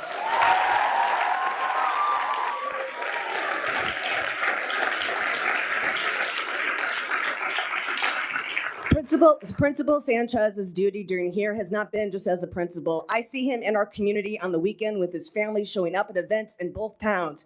He and his family have been invested, not just as educators, but in supporting our collective community, and that's important. I also am here to speak out for Ann Bodner, because Ann Bodner has been a supportive person for our students. And one thing we talk about all the time is making sure our students can identify one adult that they know that they can go to feel welcome, safe, and secured. And I know that before my time on my board and during his community service, that has been Ann Bodner and Frank Sanchez.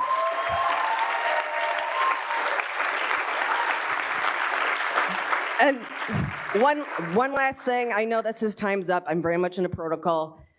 One last thing is that within thinking about our facilities, and we have all of our students here tonight, as you look at the facility plan and the cuts to the long-range facility plan and the updates, our buildings are crumbling and our students need us. They need safe, welcoming schools and spaces to be able to learn and thrive. We need to be able to have our gender-neutral restrooms and locker rooms put back into the long-range facility plan to support all of our students.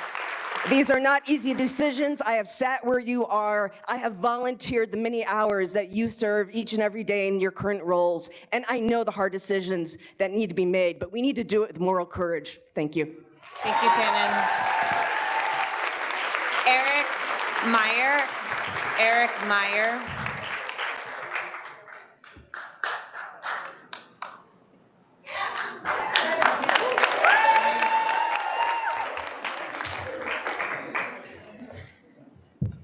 Yeah, I want to thank the board for an opportunity to speak, and I want to just commend all the speakers that have come forward tonight. It's definitely emotional topics that are being discussed, and obviously for Dalen, justice for Dalen, and Principal Sanchez is a rock star because he's got just a great crowd out here tonight. And to my wife, Ann Bodner,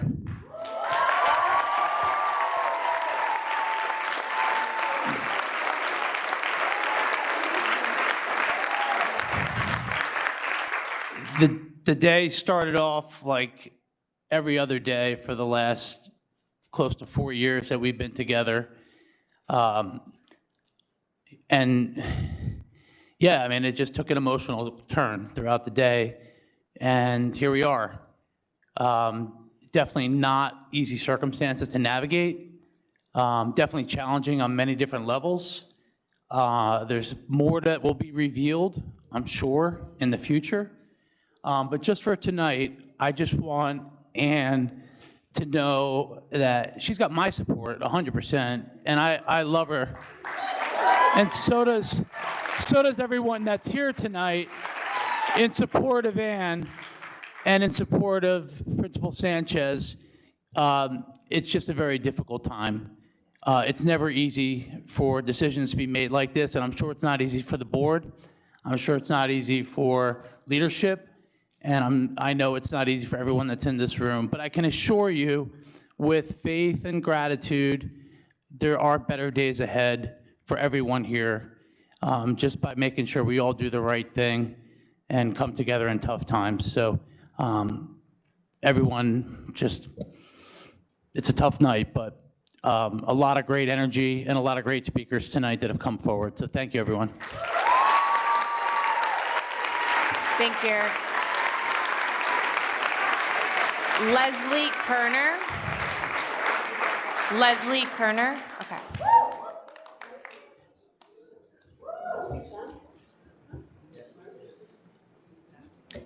My name is Leslie Kerner. I'm a South Orange resident and a parent of 2 children in the district, a freshman at CHS and a 6th grader at SOMS. I'm speaking today, surprise, surprise, to ask you to reconsider your potential decision to vote against the superintendent's staffing recommendations, particularly Frank Sanchez and Ann Bodner. I know how school districts work and how boards work, and that there's a lot of information that the public isn't privy to. But I do know that Mr. Sanchez and Ms. Bodnar were recommended by their supervisor to be reappointed to their positions, a vote of confidence from the person who directly is responsible for overseeing their work. If you as a Board of Education begin to undermine the staffing decisions of our superintendent, we risk losing or not being able to recruit other administrators who won't be able to trust that their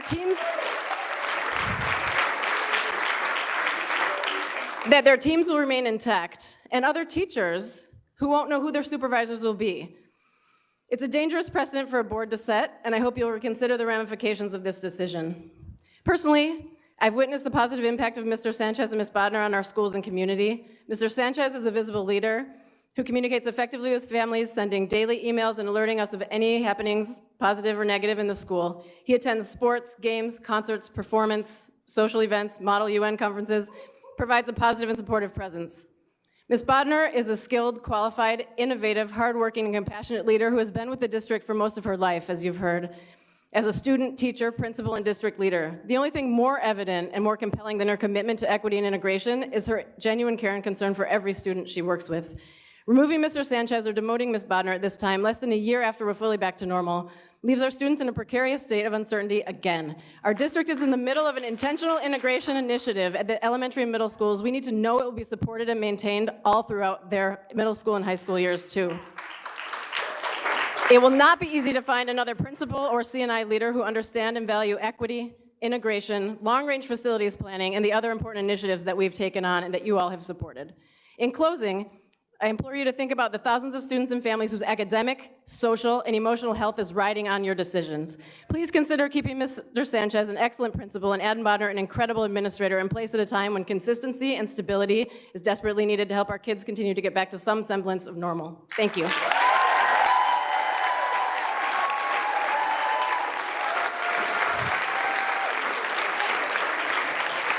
Marion Rabb. Marion Rabb.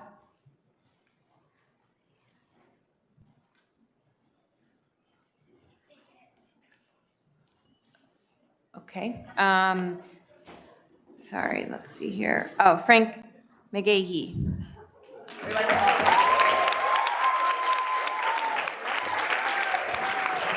Good evening. I first want to recognize Dalen family, respect you and love and respect. I also want to recognize the Soma teacher that spoke. You need a nurse. School Dr. Taylor, Madam President, and board.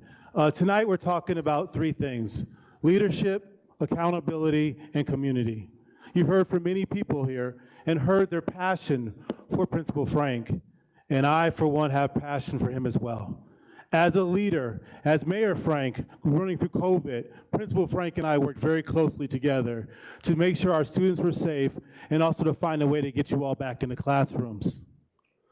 When Musa Fafana died less than 2 years ago, one of the first people I spoke with was Principal Frank. He was there every step of the way for the Fafana family and also for our community. Sir, could you just Yes. direct your comments to the chair, please? Sure, no Thank- worries, I can do thank that. you. Time and time again, Principal Frank has stepped up to the call. As a parent of a CHS senior, when I had trouble with my daughter, Principal Frank was there. He was accountable. He was accountable to me, has been accountable to many of the parents in this room, as well as the students. And then community. No one speaks community more than Principal Frank. You've heard about where he's been, all at sporting events, in the community, but most importantly, he's in the classrooms, and he's interacting with the young people, our future leaders. You have an option tonight to be the characters that I talked about by Principal Frank.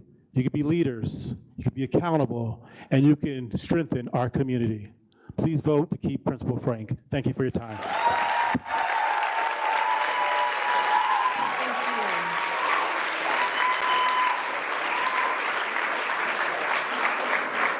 Anna Rolnick. Anna Rolnick.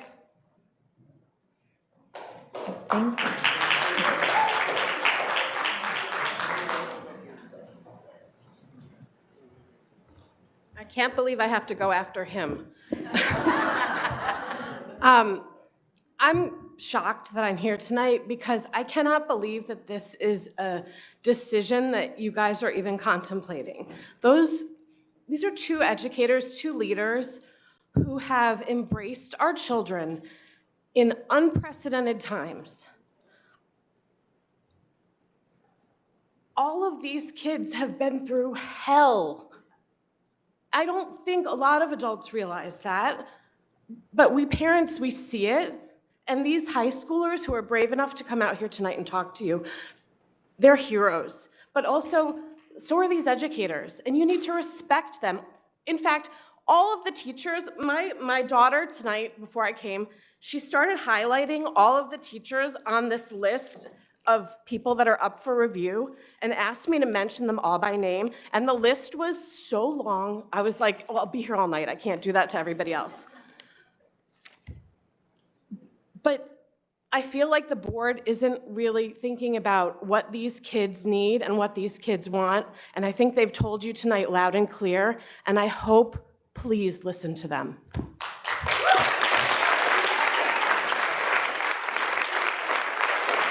Julie Campbell. Julie Campbell.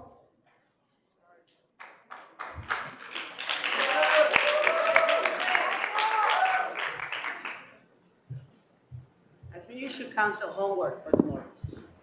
Homework, no homework for them. Hi, I'm Julie Campbell. At 2:30 this afternoon, I got a phone call from one of my children who is currently a freshman at the University of Alabama and is doing a service project in Marion, Alabama for a good part of the summer. He said to me, "Mom, did you hear what's going on with Frank Sanchez? You got to go to the meeting." My sophomore, who's standing outside, who's in the meeting today, when I came up here, said, "Are you going to speak?" And I said, "Well, I guess I'm put my name on the list." My husband and I moved here in 2001, so that makes us over 20-year veterans of this school district. My children have gone to Seth Boyden, Marshall, Bolden, MMS, and Columbia High School. One of the things I have always wished for my children is connection and belonging. You have heard from a number of eloquent students who are going to be our leaders because they have examples of leadership at Columbia High School. When a leader chooses to invest themselves fully and completely in the job that they are doing, their audience of students gets it. They choose to be more fully invested and engaged in their community.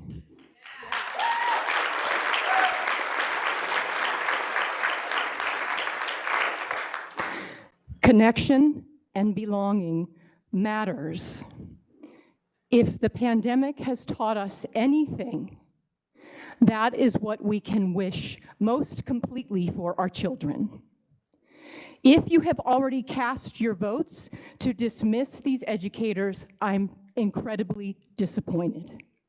Investment, engagement, and connection doesn't happen with the snap of your fingers. It happens by making active choices to do so. Please consider what you are doing by dismissing either of these amazing educators.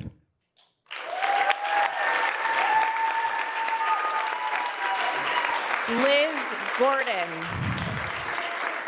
Liz Gordon.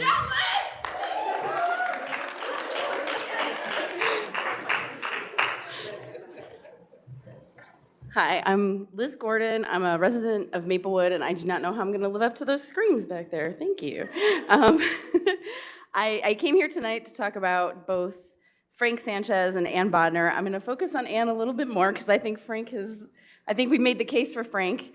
But I am going to say that I believe that these kids are so amazing and so eloquent in spite of the decisions and different strategic plans and everything else we've gone through with the board over the last 12 years we've been in the district. They are this way because of people like Ann and because of people like Frank and because of some of these other amazing teachers who are here because they are the ones that stay when everybody else gets voted in and out of things and when everybody else moves on, when everybody else makes new plans, they're the ones who are here, who are educating our kids and who are making them these amazing people who they are clearly becoming. A lot of people say they have a growth mindset. Ann Bodner is one of the few people I know who lives it every day.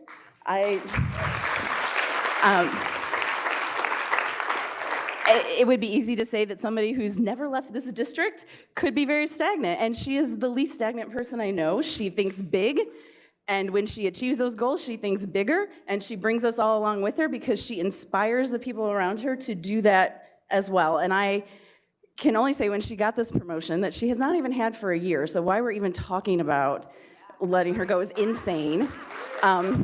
Especially considering all of you have had your jobs longer and there's a lot of things that haven't changed.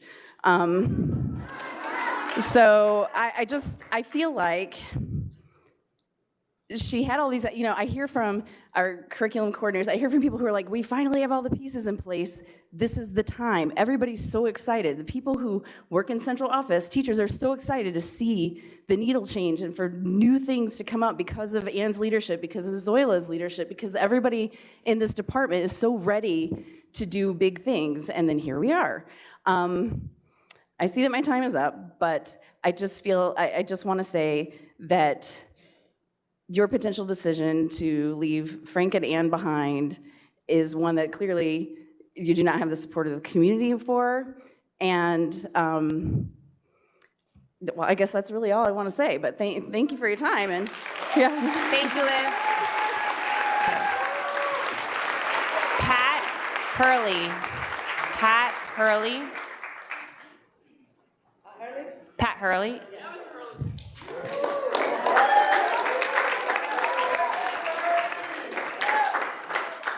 My name is Pat Hurley. I'm a resident of Monmouth County. I've been teaching in the district for 29 years. I've known Ann Bodner for 29 years. I've been trying to make changes in this district for 29 years. I've said the same things over and over to 8 different superintendents, to 20 principals, to 6 supervisors, over and over and over. Ann and I have argued and yelled at each other and called timeout and started over. She is a person who understands oppression. She understands what racism is and how it's enacted in our schools. We have discussed it at length. She's one of the few people who are open to having these discussions, to do self-examinations of ourselves as white people and educators in a district that has many diverse learners. We are on the cusp. We're on the cusp of doing some things that would make changes in this district. She's one of the few people who understand what those are and the responsibilities of white educators to do those things, the responsibilities that we all have to make community work. She made it work as a principal at Clinton. Is everyone perfect? Does everyone love everybody all the time? No. She was successful at Clinton for a long time. When she came here, was there a learning curve? Yes, because the world that she created at Clinton was so good, it was hard to see what in the heck is going on here on the district level. It was, and no matter what I could tell her, she was like, no, can't possibly be. Oh yeah, but now we all see it, we all know it. It's difficult to be an educator right now. Your job is difficult as well. But this is one of the few people who can have these conversations that we must be having. Thank you. Thank you. Asia Margin.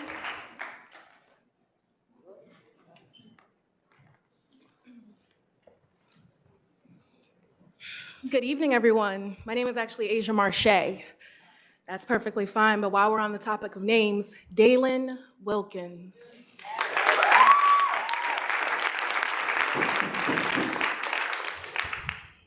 There's been a lot of words spoken tonight, and I will get to my introduction as to who I am and how I'm connected to this district, but I want everybody in here to take a deep breath. There's a lot of energy going on in here, there's a lot of negativity, there's a lot of emotion, and there's a lot of hope in here. Because as I look at this Board of Education, sitting before me, you have an opportunity. Don't miss the moment. That said, I am an alumni of this school district. I also worked in conjunction with the Board of Education because I'm actually a fellow student council president in various schools within this district. And I want to applaud some of the students that are out here today, because let me tell you, when I was in your position, it wasn't nearly as many kids in this room as it is today. And it's a beautiful thing to see.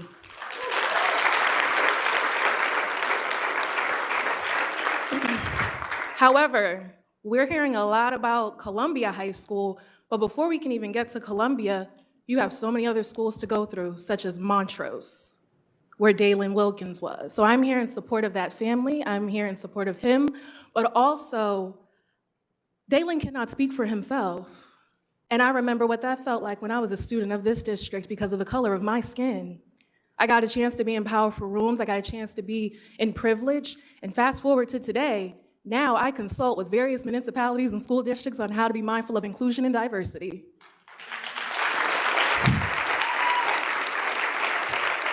No applause needed from the audience because, mind you, there was very select few on the Board of Ed that applauded because not for nothing, y'all and what you represent is the reason why I do what I do, because of the lack of inclusion. This is a very diverse district, but again, don't miss the moment. I made it my business to come in here and actually meet the family first above all, and then I went in here to come and look around and see where you all were, and it was 2 hours gone by that you had not even been here.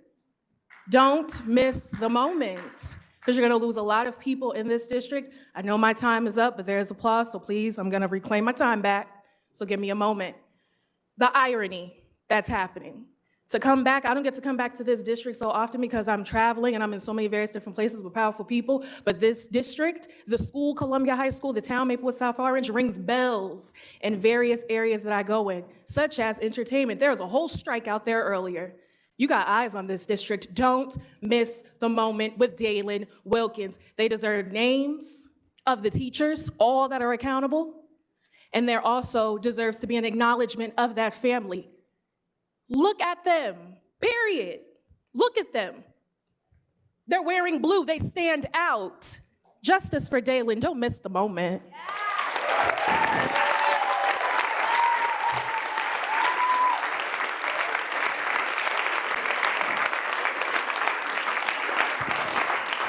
I'm really sorry, I'm not going to be able to pronounce this name. Is it Altionla? Altionla? Sorry. Atlee.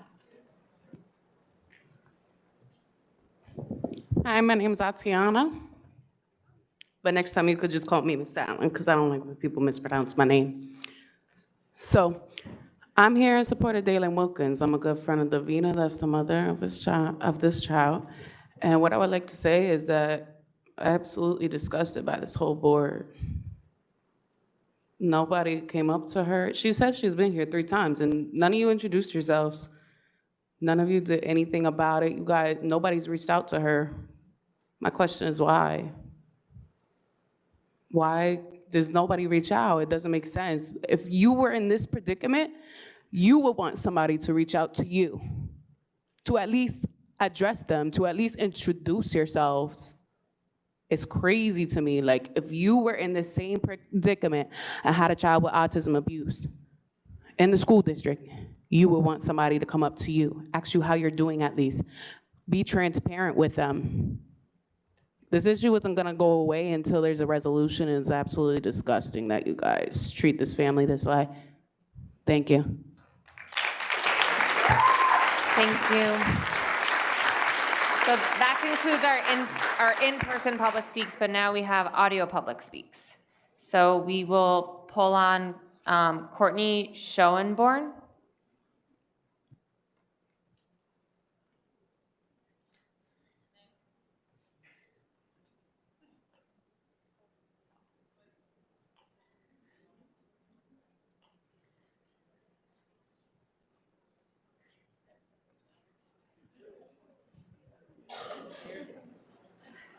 I don't see that community member present. Okay. Carrie Donahue.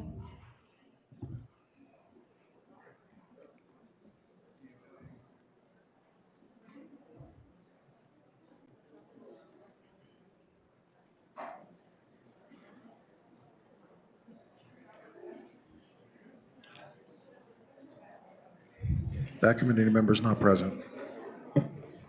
What'd you say, Keith? Sorry, I couldn't hear you. That committee member is not present. Okay, I actually just saw there was another student who's on, Sonia Zanobi.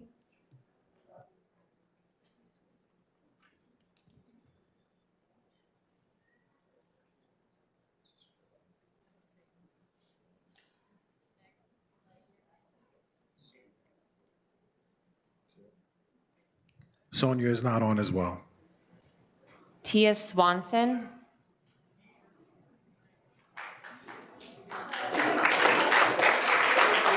Oh, okay. I made it off the internet and in person. How about that? Which is great because my phone died, so I don't have any remarks. And I don't think I can really say anything better than any of these fine young adults or becoming adults. So I would say that I have 4 children, the youngest of whom is a junior at Columbia. So that means I've had students at Columbia High School probably longer. Thank you. Than many of you have lived here. So I've been there since 2012. That's like 4 or 5 principals. Frank Sanchez is by far, not even a contest, the best principal that we've had.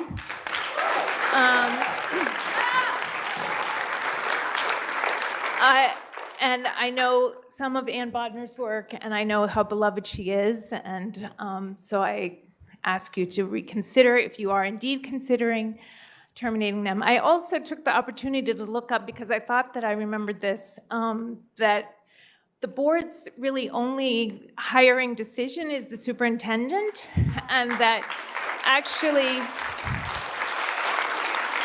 this is on the school board website, you're really supposed to leave all personnel decisions to your educational professional, who is the superintendent. That's his job to assess the worth and merit of the other educational professionals. You guys are just like on the sidelines. You're not professionals. They're the educational experts. I mean, you're not professionals in education. That's why you hire somebody to take care of those for you, to make the recommendations that you are supposed to trust that they're doing their job, okay? So I guess I just take the rest of my time to ask all of those who are with me to please stand or at least acknowledge that you are with me on this, okay?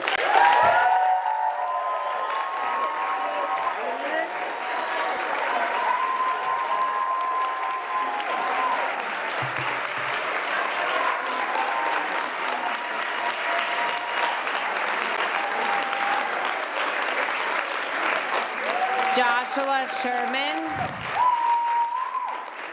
Joshua Sherman, Keith. I don't know if you could hear me, but Joshua Sherman.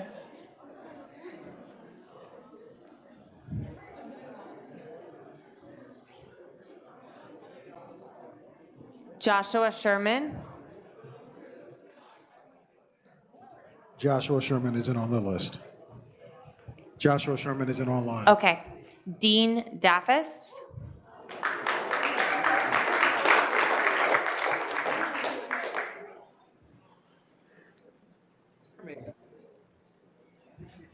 Can you hear me, Chairwoman?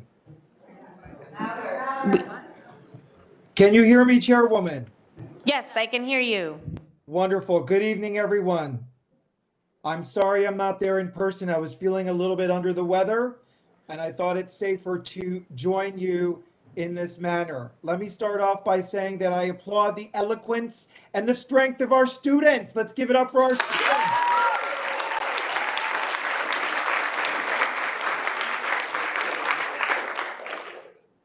So listen, my name is Dean Daffis. I reside in Maplewood. I currently have the distinct honor and privilege to serve Maplewood as its mayor. I completely understand and appreciate the weight our decisions in public service have, the anxieties and disappointments, the complexities and heavy burdens of balancing various interests and meeting all needs. But at the end of the day, we serve our residents. That is our duty, not our own personal agenda.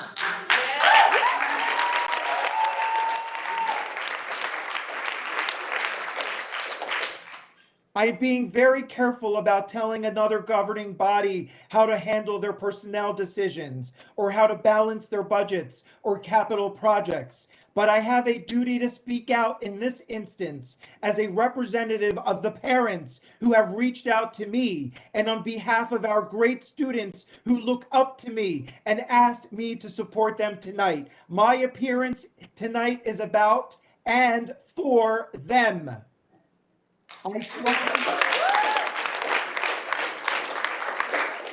I strongly urge the BOE to reappoint Principal Sanchez, Assistant Super of Curriculum and Instruction Bodner, and to not affect Superintendent Taylor's tenure in the district, as I hear through the grapevine may also be a possibility.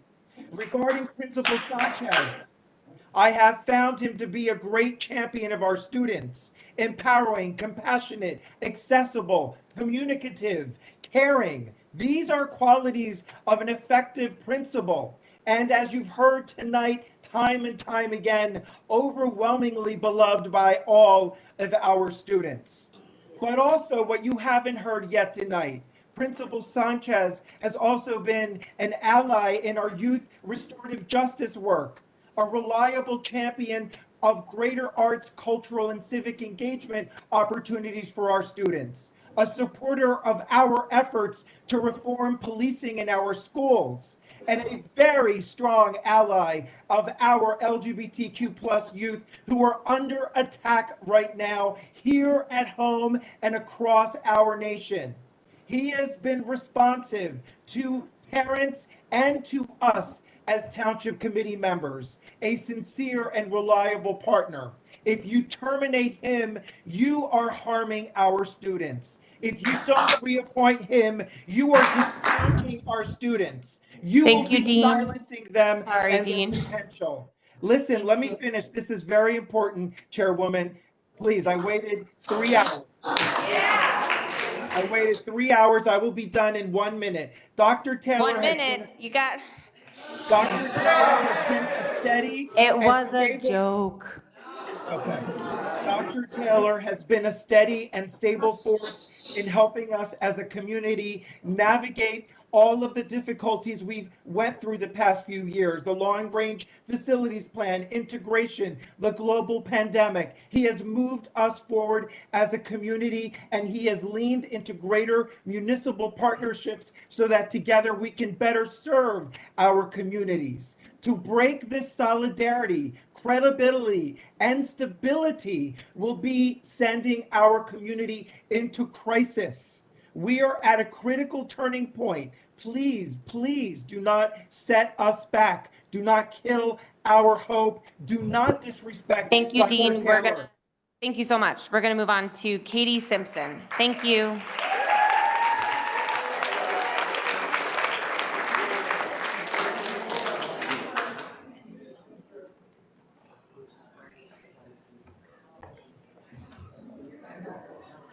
Hi, my name is Katie Simpson. I am here to ask you to please renew Frank Sanchez's contract as principal of Columbia High School. Not doing so would be a tremendous loss to CHS and to the South Orange Maplewood community. During my 23 years as a teacher of English language learners in the ESL program at Clinton, South Orange Middle, Maplewood Middle, and Columbia High School, where I've taught for the last 6 years, I've never encountered such a dedicated principal and educational leader. I know Principal Sanchez to be a person of excellent character who works with both his heart and mind for the benefit of students, their families, faculty, and staff. I first experienced this when Musa Fafana, a beloved classmate to many and student of mine and many others, was killed at Underhill Field during Principal Sanchez's first year at CHS. He was sensitive and supportive to our grieving community, providing private spaces to mourn and counseling support. When I told Principal Sanchez that I was going to visit Mrs. Fafana in Newark, where she was staying with relatives in the wake of her son's death, he asked if he could go too, quickly making his way to the CHS parking lot to drive with me and Moose's former South Mountain Rec middle school soccer coach and his wife. When we met with Moose's grief-stricken family, Frank offered his sincere condolences to Mrs. Fafana, asking what he, as a representative of Columbia High School, could do for her. She asked if we could organize a vigil for Musa at Ritzer Field on the upcoming Saturday evening, to which he readily agreed and immediately began organizing. He stayed at the vigil from beginning to end, missing a family gathering for what I recall was a celebration for his daughter's birthday. By now, his daughter and other family members must be accustomed to Principal Sanchez returning home late and missing family events. He is at Columbia High School morning, day, and night to ensure that student events taking place here, or as is currently the case, the filming of a television show that will generate income in excess of $80,000 to be used to improve facilities and programs at CHS, run smoothly and ensure student safety. Student and staff safety is of paramount importance to Principal Sanchez. I often see him in the hallway speaking with Stanley Vallis, Director of Security and Safety, who began working in South Orange Maplewood in July 2022. This vital staff position had been vacant the entire time Frank had served as principal until last summer, leaving Principal Sanchez and the CHS vice principals to manage building security. Due to budgetary constraints, there are not enough security staff to guard each door of the large and meandering school building. This has left Principal Sanchez, in collaboration with Mr. Vallis, to do his best to employ the limited security resources as Thank you, strategic. Katie. Sorry. Please let me read a bit more. It is no secret that there are disciplinary issues at CHS, and it is no wonder. With the elimination of the position of deans dedicated to handling disciplinary issues primary to Sanchez's principalship, a vacuum was created. To fill this void, Principal Sanchez and his 4 vice principals have had to take on disciplinary issues while they manage the school, perform supervisory functions, organize logistics for standardized testing, pore over student achievement data, plan for how learning will continue amid upcoming building construction, and address a list of other responsibilities too numerous to list. Deans did not have any of these responsibilities. To deal with full-time disciplinary roles on top of their already more than full-time jobs, Sanchez and his vice principals work on relationship building with students. They spend much of their time communicating with parents and troubleshooting problems, providing students with academic as well as emotional guidance. To deal creatively and compassionately with the problem of student behavior and accountability, Sanchez and his vice principals plan to institute an advisory program as a core component of a 9th grade academy that will be instituted next year. This innovative plan will help formalize mentoring relationships among faculty and students as well as administrators. The goal is to help incoming 9th graders with the tools to be more responsible and successful students, capable with contributing more positively to CHS school culture. Sanchez is not hierarchical. Thank you. So I really appreciate it, Katie. I'm so sorry, but we do have a bunch of people that I'm are just going to waiting add one online. last thing. Okay. Sanchez, administrators, teachers, and staff need a system of supports to help address the myriad of challenges and learning needs of our students. One principal Thank you, cannot be Katie. assumed responsible for all the challenges Okay, we're facing gonna bring Columbia High on School and this Victoria district. Bond. Thank you, Katie.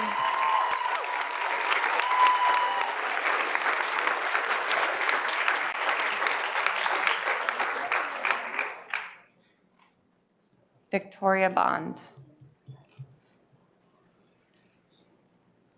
Good evening, everyone. Good evening, everyone. My name is Victoria Bond. I'm a South Orange resident and the mother of an autistic 2nd grader at Marshall in a self-contained class.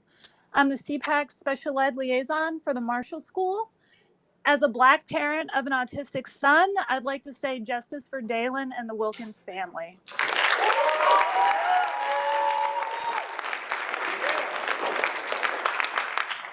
I'm here tonight to speak to the issue of the district putting out a bid for a new paraprofessional vendor. During the 2021-2022 school year, a para in my son's classroom named Jackie Slappy noticed my son needed help and offered it to him selflessly. My son has social communication issues and has trouble focusing, and Miss Jackie helps him navigate both play with other children as well as academics. This school year, Miss Jackie has been my son's one-on-one, and he has progressed an enormous amount. Miss Jackie rehearses and enacts social situations with my son. She helps keep him on task, and above all else, she's been a guide, instructor, and a trusted friend to him.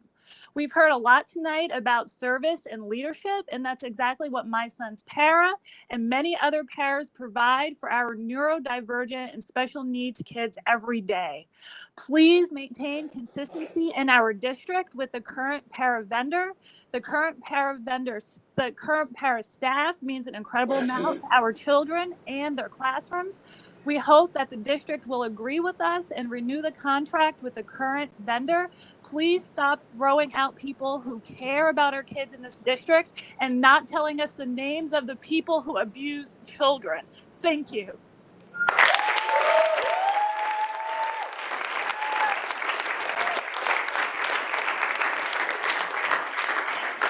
Stacy Thomas.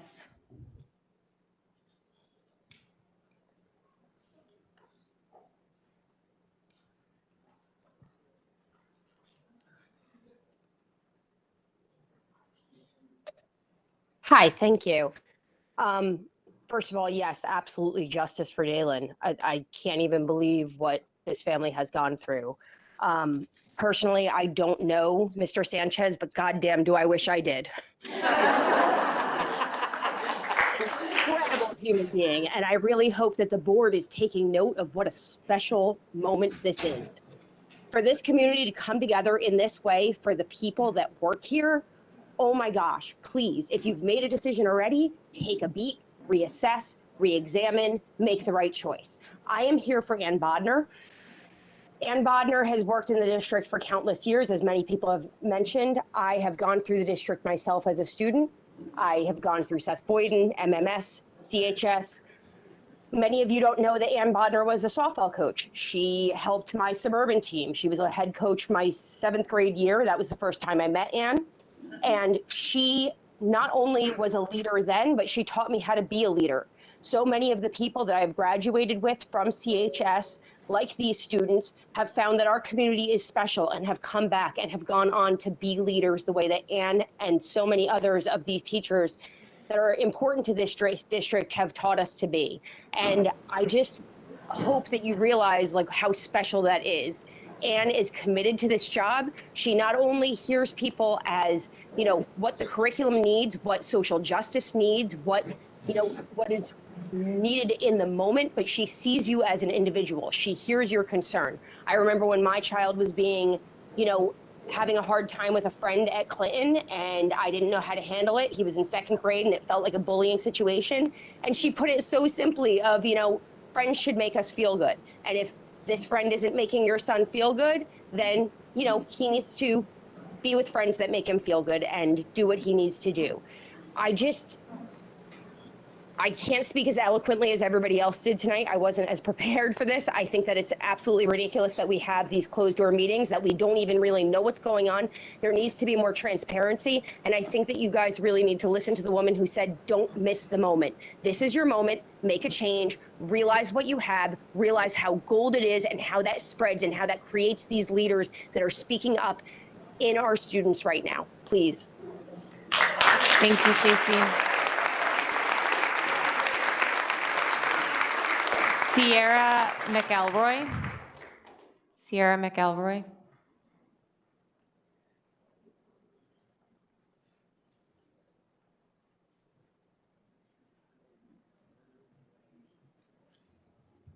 She's not present. James Davis.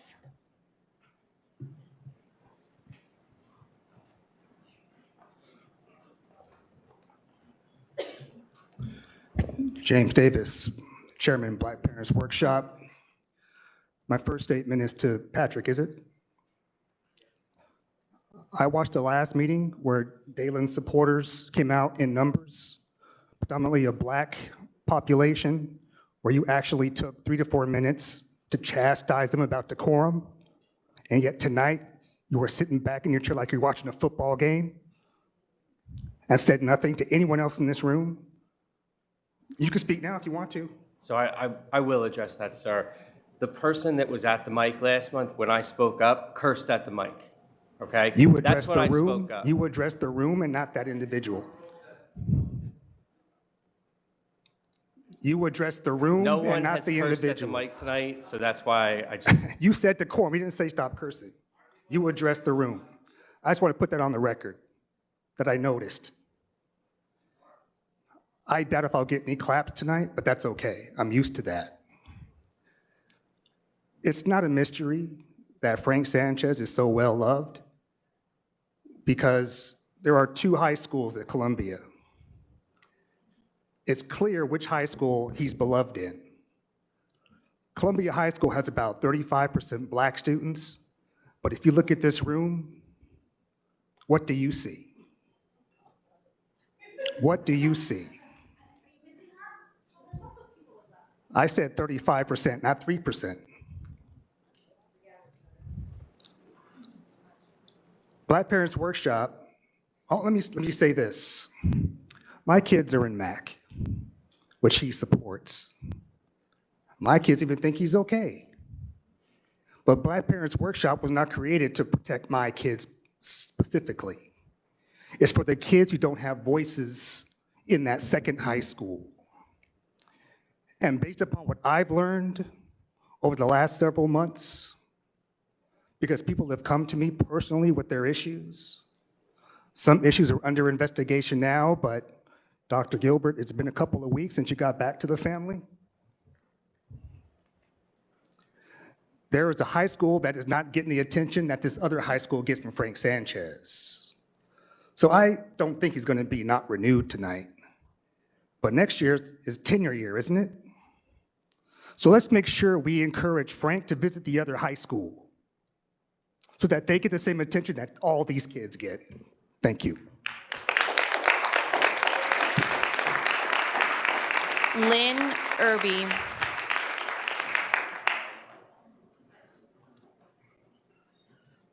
She's not on, okay.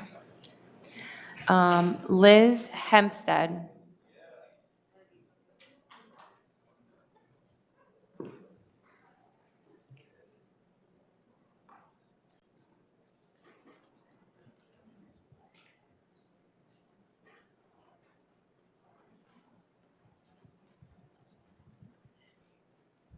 Not online.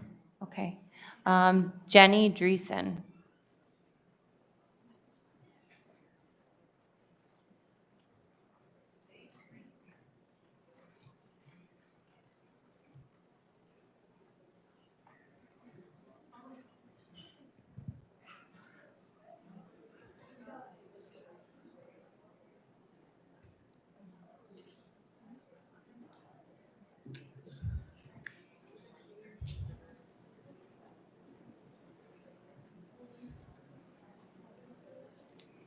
No? Not online. Okay, so then the final online virtual public speaks is former student Layla Gold.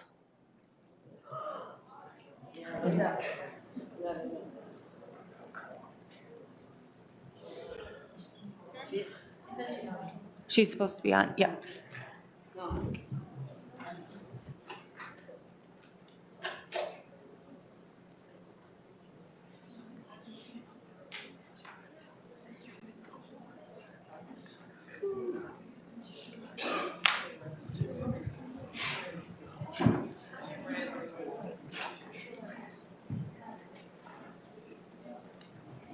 Hello? Oh, Layla, is that you? Can you hear me? Yes, we can hear you. All right. Hello, I'm Lila Gold. I am a former, as was mentioned, former CHS student, just graduated last year. So it's very weird to be at a Board of Ed meeting again speaking. I am a 16-year Maplewood resident, went through 13 years in the district. And I remember in elementary school when my, I believe I was in second grade when my first principal was removed from the district. I don't know why, I don't know if it was warranted or not, but that's the reality of it. And then I remember again in middle school, the same thing happened. I did not go through a single part of my schooling in my 13 years fully with the same principal. Frank Sanchez joined the district when I was a sophomore. He joined during COVID. And honestly, I'm just struggling to understand why his contract is being looked at. I don't know a lot about the situation, but it just honestly doesn't make much sense to me. Someone previously mentioned how he treats people like humans. I am at the end of my second freshman semester of college right now. I'm filling out my course surveys and I'm seeing questions about rating my professors on a scale of 1 to 5 on if they felt like real people. And I can only think tonight of how Mr. Sanchez always felt like a real person to me.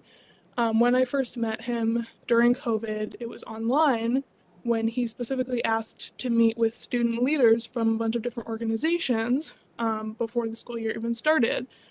And within a few months after that meeting, I already knew he was a history teacher, had been a history teacher, and was passionate about curriculum, that he had daughters. I already knew about him before even having met him in person.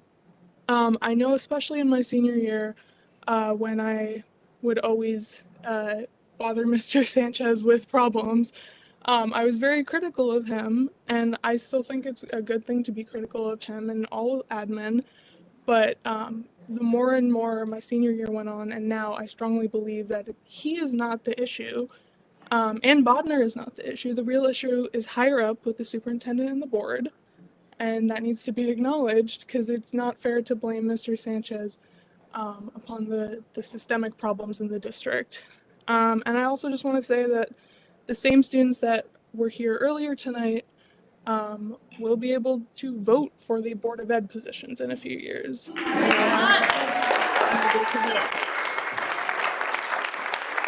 Thank you. So that includes our, thank you. That includes our public speaks for this evening. So I will turn it over to Dr. Taylor if you care to respond to anything. Thank you, Madam President, and good evening to everyone. So great to see you coming out to represent your community and your views. This is what democracy looks like. And when it comes to personnel matters, we are very limited on what we can discuss in public. That's why we have to have the private executive sessions. It protects the confidentiality of every employee in our school district. I know that's very frustrating, but it's a standard for the activities that have to happen for us to get through our business. This is a special meeting.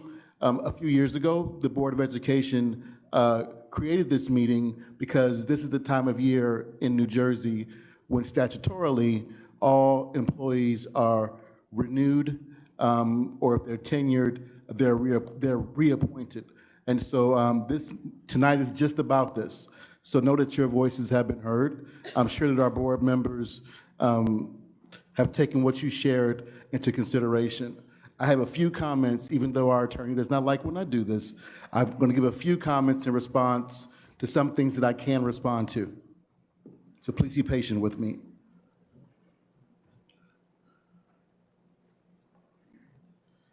There were some staff from Seth Boyden who shared some of the challenges that they've been experiencing this year, and I want to fully acknowledge that. The community of Seth Boyden, the staff and students received an update, the staff and families had an update this evening from us, and we're excited that we're able to name an acting principal and an acting assistant principal to support that building while it's going through an unfortunate circumstance with their leadership. I've spoken personally with Ms. Glander, the principal of Seth Boyden, just today. And she, even though she's on the leave, she's very willing to support Ms. Butler, who's in the audience. Hello, Ms. Butler, who will be the acting principal of Seth Boyden, and Mr. Cecilia, who will be the acting assistant principal. And so we're excited for that support.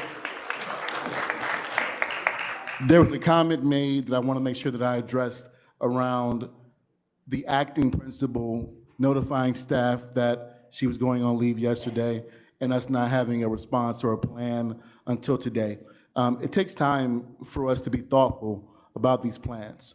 We can't just yank an administrator from anywhere and place them the next day. They, of course, have duties that are vast, and we have to have a plan of action and be respectful of them and the people who they serve and support. So I'm happy to be able to give you that news today, but know that we've been working busily behind the scenes. Our HR director has been talking to people, been bouncing ideas off of one another, been bouncing ideas off the rest of the cabinet members, and we're really happy that our plan is going to move forward beginning on Monday.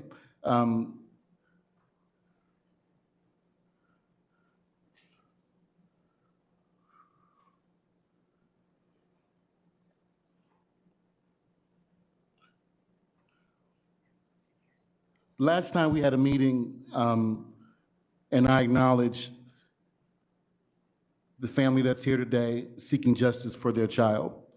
And I shared that as one of the most frustrating things about my job is there's a lot that I cannot say. And I cannot say things because I work in service of our school district and our board, and our attorney gives us feedback and legal advice that we have to abide by. Doesn't mean that we don't have actions that are occurring. And that's probably as much as I can say at this time. And that, as we shared last time, we are cooperating with the appropriate authorities to ensure that a thorough investigation and due process takes place.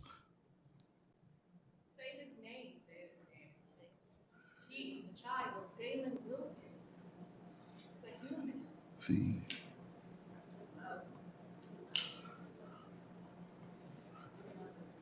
Thank you to our former mayor and our current mayor for taking part in our events this evening. We understand that these are tumultuous conversations and tough decisions to make. We'll now move forward to the recommendations that are in your agenda this evening. Superintendent Taylor, I'd like to respond. I understand that this is unprecedented, but this entire evening is unprecedented, to be honest.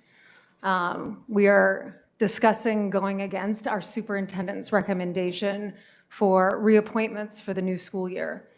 And I want to be clear, no matter what happens tonight, there was a plan this evening, but that plan didn't involve anyone in this room.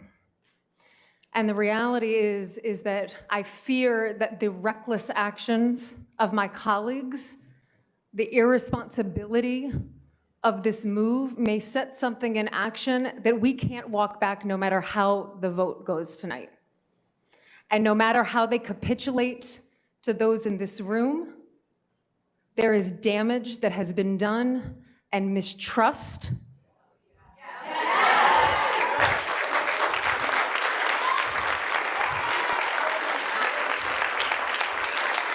And I want to be very clear. I know we live in the land of Black Lives Matter lawn signs on every single yard, but what is happening in communities all over the country with the Moms for Liberty joining the boards of education and going through firing after firing after firing, don't kid yourselves that it's not happening here.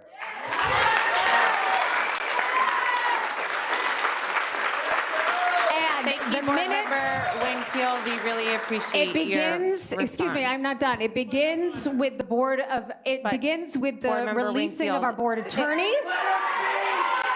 But she can absolutely have the opportunity to It speak. We're begins gonna with move the to the releasing of action our board portion of the attorney. meeting. And let me be clear, these non-renewals that are affecting some Okay, tonight and well, go all the way Board to the Member very Wingfield, top I of think this it's district, will throw this district into chaos and set our efforts back decades. Thank you.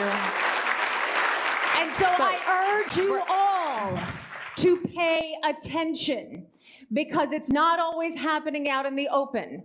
Pay attention to what is happening because it is going to keep happening. Thank you so much. So we're now going to move on to the action portion of the meeting because one thing to clarify, action has not been taken. So now we're moving on to the action portion of the meeting. And before I pass the mic over to Dr. Taylor, because he leads us through this, I wanted to provide some background about the annual renewal process.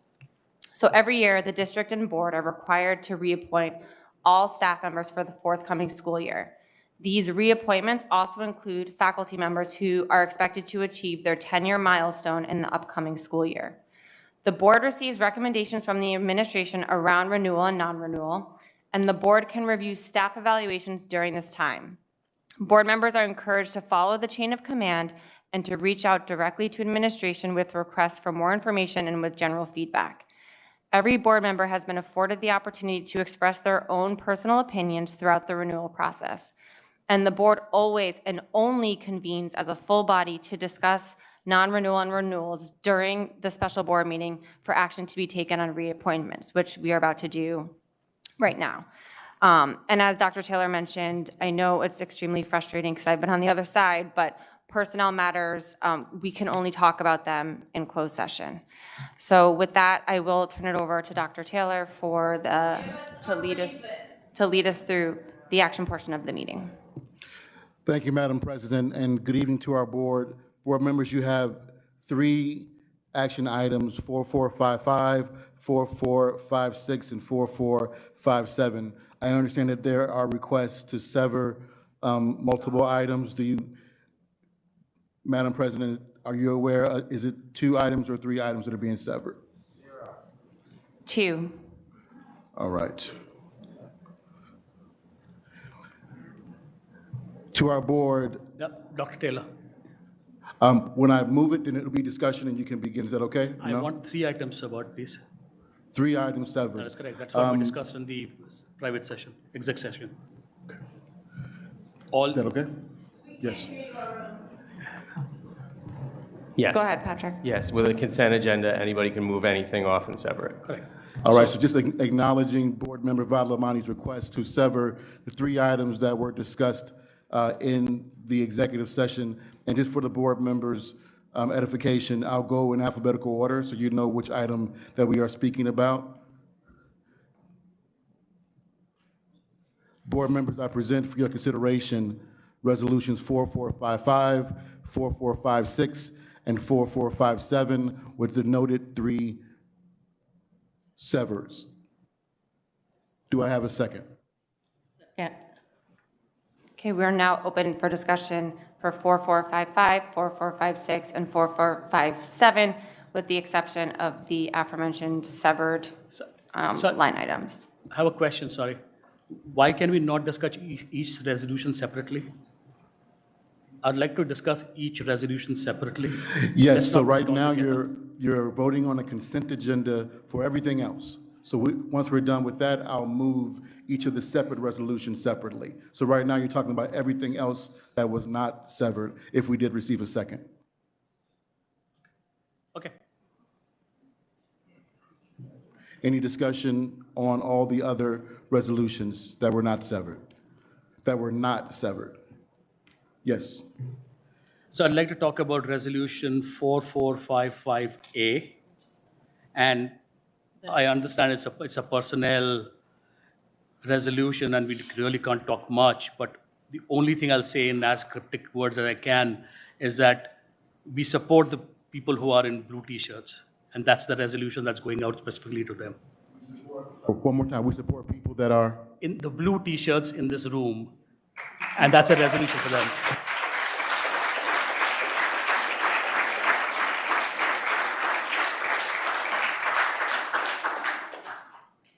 Any other discussion, Madam President or board members?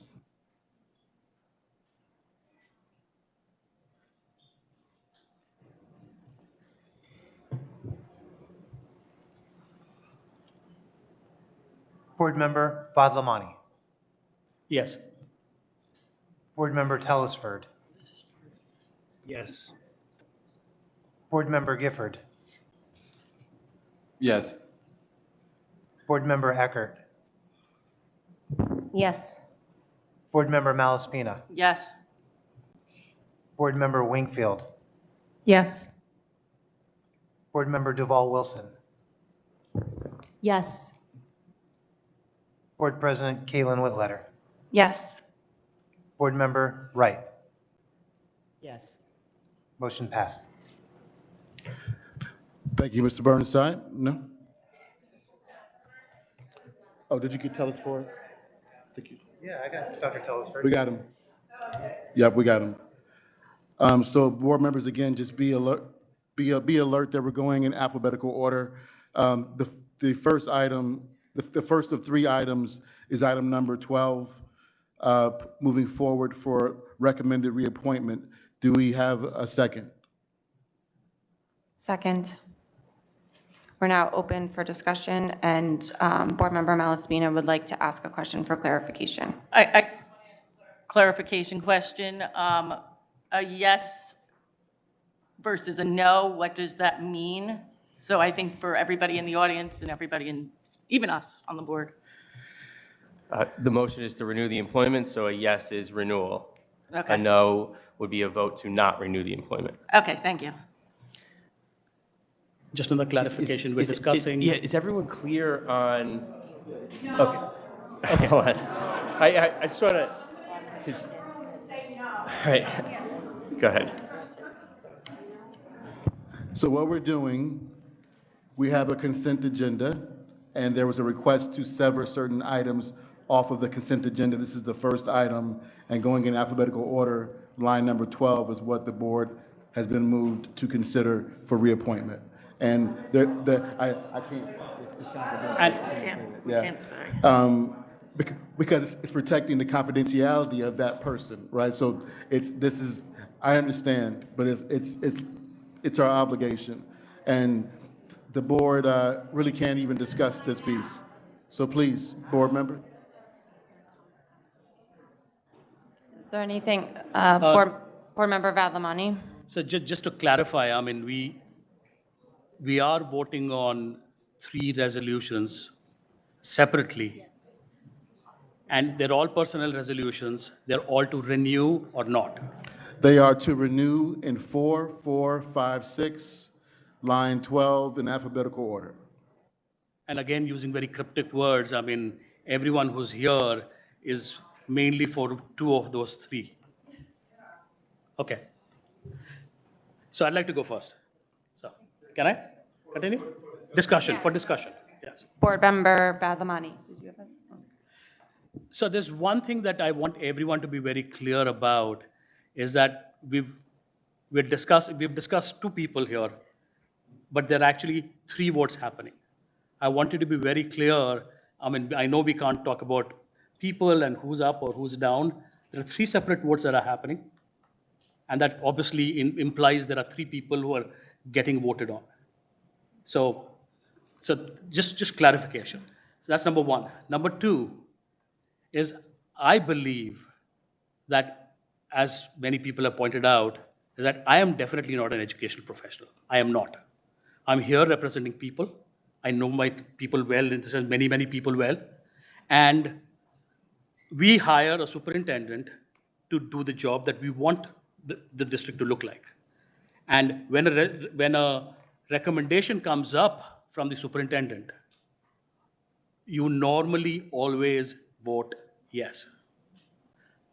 Sure, there can be times when there are some serious differences that can happen, but I do not believe that I want to go 3 levels below the superintendent and say, oh, that person I know better than anybody else, and I will look at whatever the evaluations, and I will vote no. I mean, in my opinion, that is not what we should be done.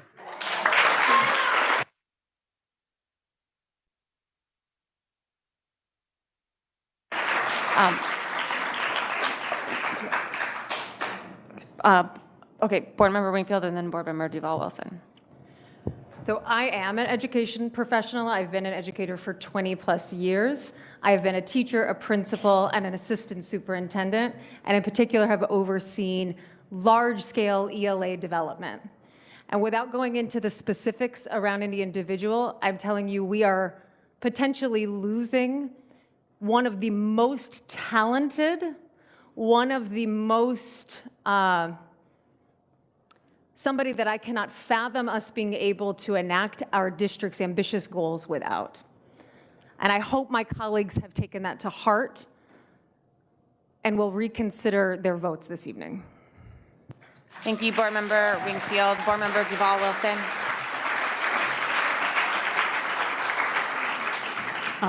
So I have a few things to say. One, just echoing what Dr. Taylor said, and thank you, Dr. Taylor, for reminding the public that unfortunately there are just laws in place that don't allow us to say certain things publicly. And I do want to say that I have been someone for the past decade who has talked about the importance of mental health the importance of neurodiversity, and the importance of protecting children. And I just want the community to rest assured that we are doing what we're supposed to be doing, and you will hear more information later. And I'm looking at you directly telling you that. The second thing I want to say is that the reason why there are 3 on this list, and this third person, although not discussed tonight, has been discussed by the community. We have heard from the community, and I take what the community says very seriously, just like we're taking it seriously tonight. So I want to explain that as well, because you want us to listen to you, and we are. And there is a side of this component of tonight that has not been discussed here, but it has been discussed for a long time. And I want you all to know that just because it wasn't discussed here does not mean that it has not been discussed. And when I say discussed, I mean listened to by our community. And that is something that I think everyone needs to hear and understand. Thank you. Board Member Malaspina.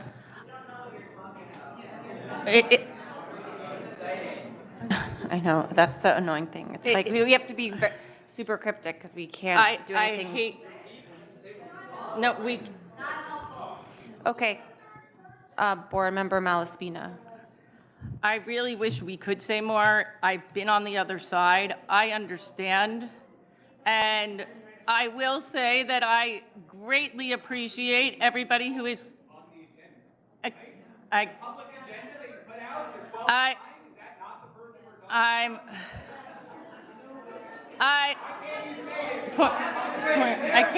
can't even have a conversation. If it's on the website, I can't. Okay. Do you have anything? I can't speak. Can I please speak? I thank you. I appreciate you allowing me to speak. I have heard, please know that going into any decision that I or any of these board members make, there is a lot of thought, a lot of discussion, and we try to do what we believe is best for the students and teachers of this district. I have heard from a lot of you tonight, and I appreciate everybody who has come out and spoken. I believe in advocacy. I believe in listening to students' voice. I believe in listening to everybody. Sometimes we are not always going to agree on everything, but I appreciate everybody's voice. And I appreciate everybody who came out tonight, and that's all I can say.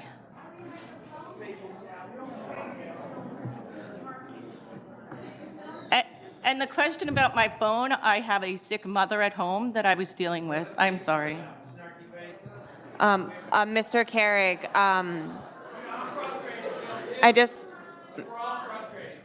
Mr. Carrig, we just wanted to confirm that we cannot say the names, right? Right. Say anything you want to say. Yeah. So, can I please answer, sir, please? All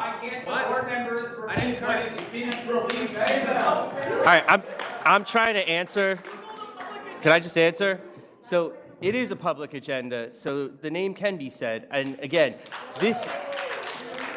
Please let him speak. It's Dr. Bean, folks. Right. And just so we're clear, you know, this is something that has been in place in the past. I'm trying to understand your practice and protocols, but the law is that this can be out there. So I'm making that clear now. Thank you for letting us know. Okay. So then we are up for discussion for Dr. Jean Bean, folks, if anyone had anything to say. Board Member Vadlamani. But just to be clear, you cannot discuss the staff member in public.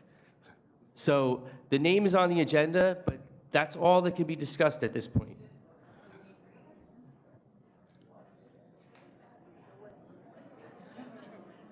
Just, you cannot discuss the staff member. The staff member has the right to have a public discussion. They're issued a rights notice in advance of this meeting. It is exclusively their right. If they do not, if they ask for the discussion to occur in public, then it would have occurred in public. They did not ask for it, so therefore it occurs in executive session.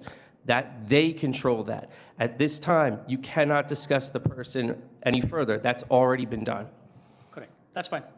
So my observation about this person and the discussion that's been around this person and the discussion about this person But has he's been just saying that we I'm can't not talking talk about the about- person.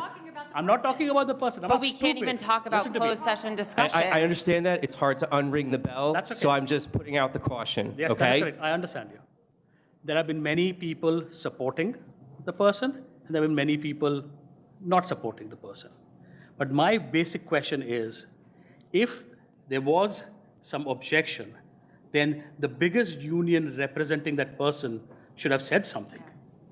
They did not. So therefore, in my opinion, we should agree with the superintendent and continue forward.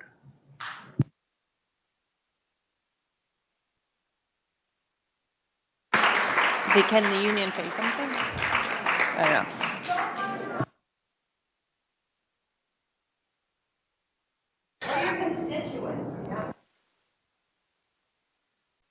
It's fine. I just want to, it's fine.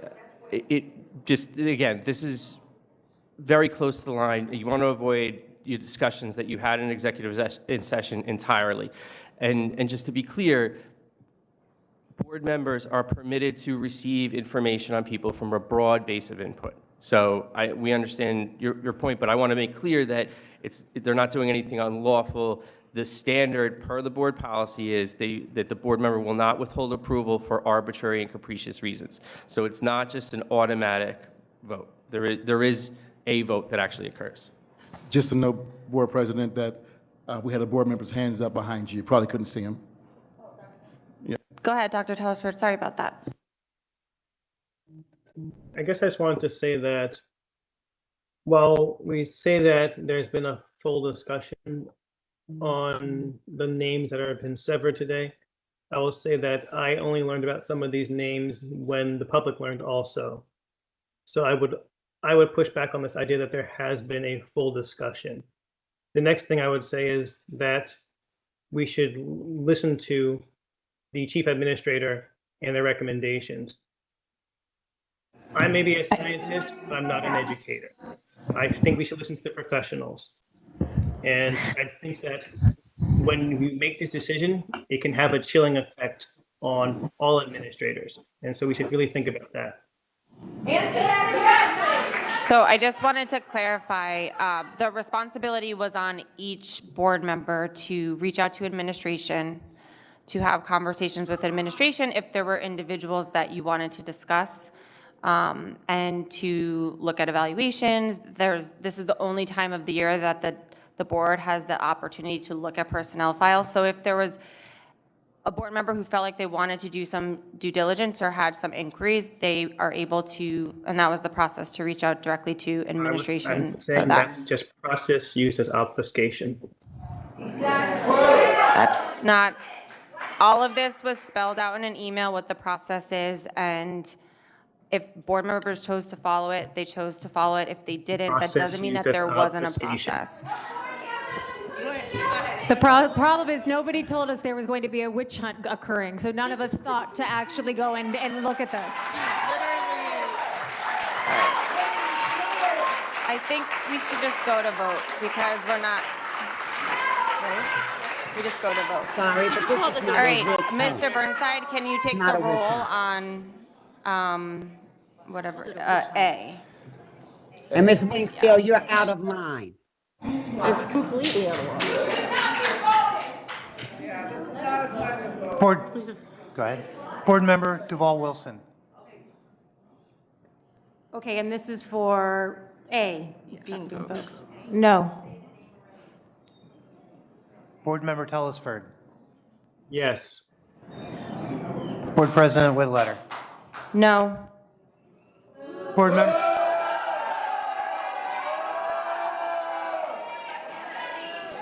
Board Member Malaspina. No.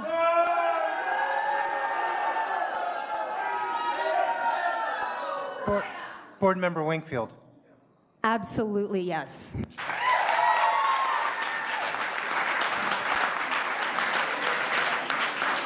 Board Member Gifford. Yes.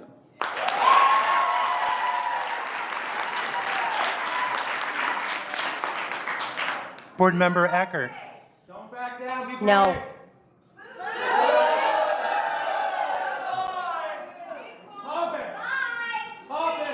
Board Member Wright. No. Board Member Vadlamani. Yes. Motion fails.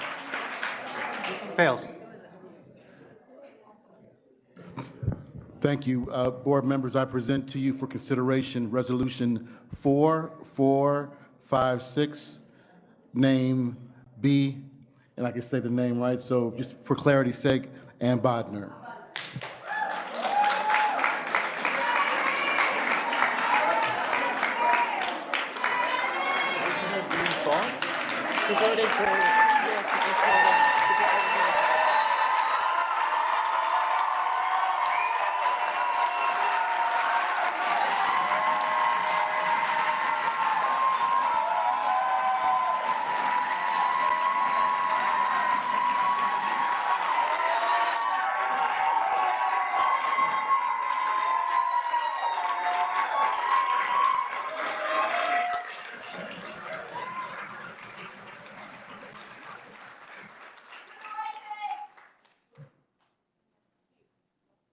Are we open for discussion? No, we're voting. Oh, we're voting? Okay, we're voting. Okay, here we go. It was moved and I believe seconded, so you are open for discussion if you so choose. Board Member Vadlamani. So, I didn't study here, I didn't grow up here, I came in here for grad school, but I've kind of gotten very attached to this idea of people wanting to stay back in the town they grew up in. I mean, that is very special.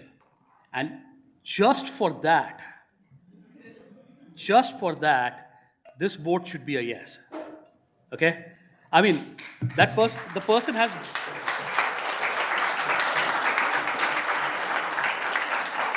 So, I mean, we all claim to be professionals, we all work hard, competitive and all that, we get promoted and all that.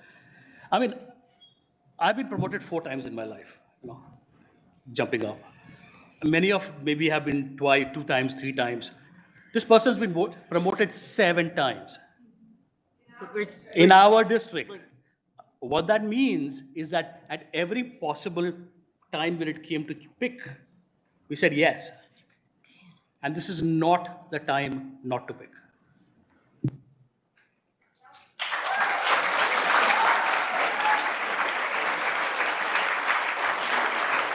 Dr. Telesford. Again, I'm surprised I'm even sitting here and we're even discussing this.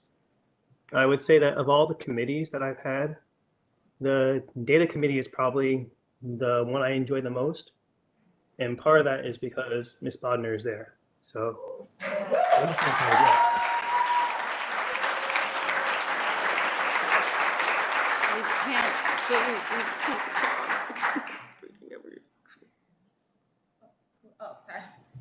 Board Member, Student Rep Noah Morose, and then Board Member Wingfield. Just very quickly, I think I might have a unique perspective on this, just as somebody that's on the board, but can't go to any personnel hearings. As an outsider looking in, if I'm Dr. Taylor, I provide a long, detailed list of personnel I believe should be rehired, and the board disrespects that decision once already tonight. If I'm him, I'm not staying around. I do not think, as a student, and I'm sure many others could agree with me, that we are in any place to be absent of a superintendent. Thank you.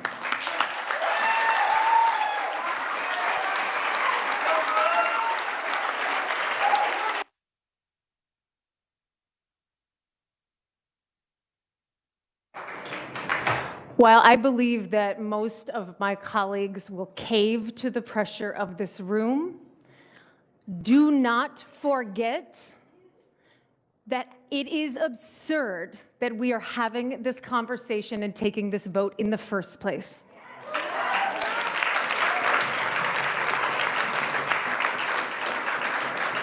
Anne has been a light in the midst of some of the most complex adaptive challenges that I have ever seen as a board member or as an educator.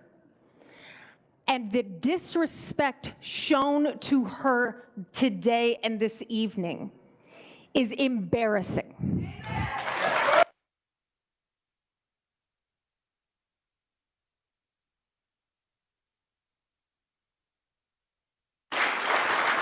So one thing I do just want to explain, because this is a new concept for a lot of us on the board, is that Anne does have tenure. So Anne is in this district. Anne does not have tenure at the assistant sup of C&I position. It's a promotional role. So I just want to be clear, because some people just learned in closed session, and a lot of us just learned going through this renewal process that, no, tag on tenure, that if she didn't get approved or renewed, that Anne would still have a position. It would be at the position that she had at the tenure role. And one thing that I just want you guys to be very clear about, and I know you're not happy, and I completely respect all of you, and thank you for coming here, and, no, I really mean it. Like, I do respect all of you. But I just want you guys to know that no decision is made in a vacuum. And where we have struggled in this district in the last 3 years has been in curriculum and instruction. We have not achieved our goals. Our district, I'm just being fair, and I just wanted, I'm just trying to explain what my thought process. You guys want transparency, so I'm trying to give it to you. Where we've seen concern and where we've been in a state of growth is in curriculum and instruction over the last 3 years. Our student achievement numbers have not been great, and after the pandemic, we have struggled to provide the supports necessary to get our kids back up to benchmark or better. And I do care about people. I just want you guys to understand my thoughts.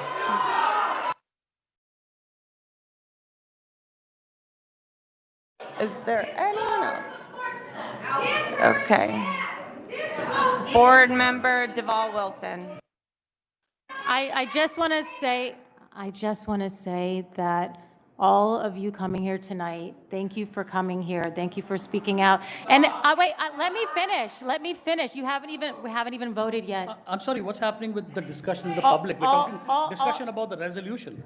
Yeah, this is not a so- discussion with the public. Talk about the resolution. All I'm Either saying is support it or don't thank support it. you for your voices and coming out, and I think we need to just move along and vote. We'll vote.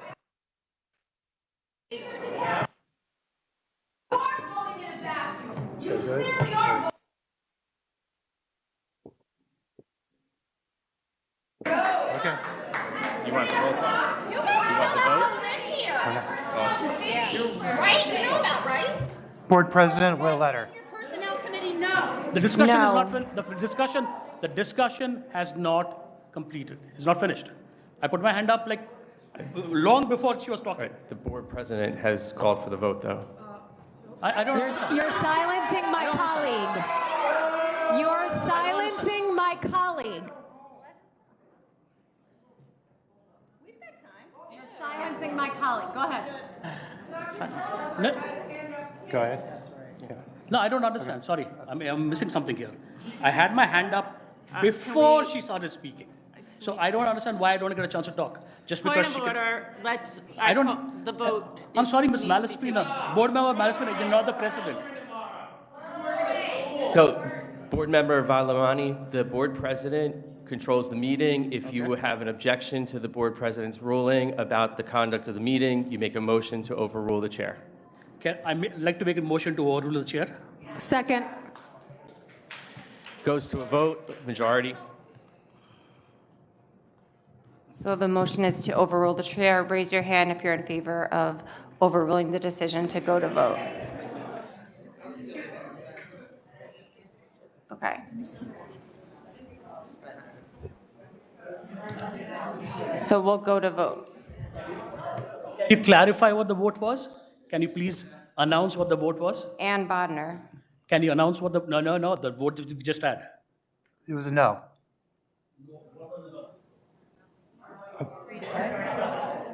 It was not overruled. Everyone around here who is not used to these fake Roberts rules, that what we're actually doing. So what we've actually... Oops, I thought it was on, sorry. I'll start again. For people who kind of sort of follow Roberts rules whenever they want to, I just want to be clear that what we just did was stop discussion on a whim because the board president thought that she would have the final word and spoke for 2 minutes addressing the public. Now, I want to do that too. I want to stand up here and talk to them for the next 10 minutes. I'd like to move to extend the conversation for 10 minutes. Anyway, I just want to be clear about what the vote was and why it was there so that everyone here knows what happened. As a point of information, are people on the floor allowed to No. make motions? No, they're not. Okay. Board President Whitletter. No. Board Member Wingfield. Yes.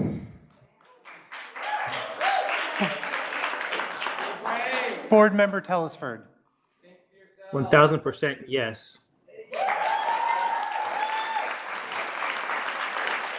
Board Member Vadlamani. Yes. Board Member Ackert. Yes.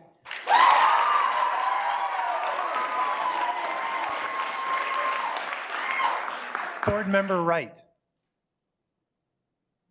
Board Member Wright. No.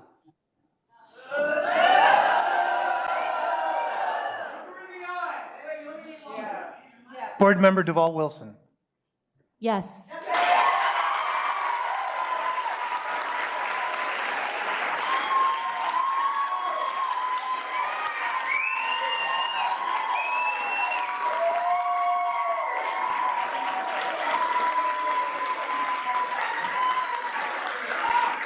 It's not done yet. It's not done yet. The voting is not. There are only 5 votes. Board Member Only 5 Malaspina. yeses. We haven't The vote's not voted done. yet. Board Member Malaspina. Yes. Board Member Gifford. Board Member Gifford. Yes. Motion passes.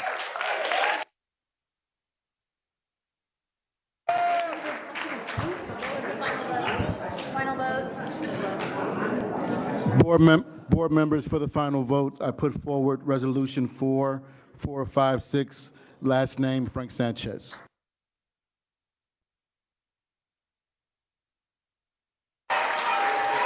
Do any of the board members have anything to say? Do any board members want to make a comment? Board Member Vadlamani. I'm sorry, did we get a second? I just didn't know if we caught it. Oh. Do we have a second? Second, okay, thank you. So it's always fantastic to see educators from our district get promoted. I mean, just today we had a new principal and a new assistant vice principal for a new school. We should encourage that. We should celebrate that. And to contrast that, we have a vote that's going to happen now where we'll actually fire, let's clarify what it actually is. We will fire a very good principal. Yes, I can. Yes, I can. So not only are we, and as our student representative Noah said, Mr. Moros said, that the very fact you're doing this is you're disrespecting the chain of command.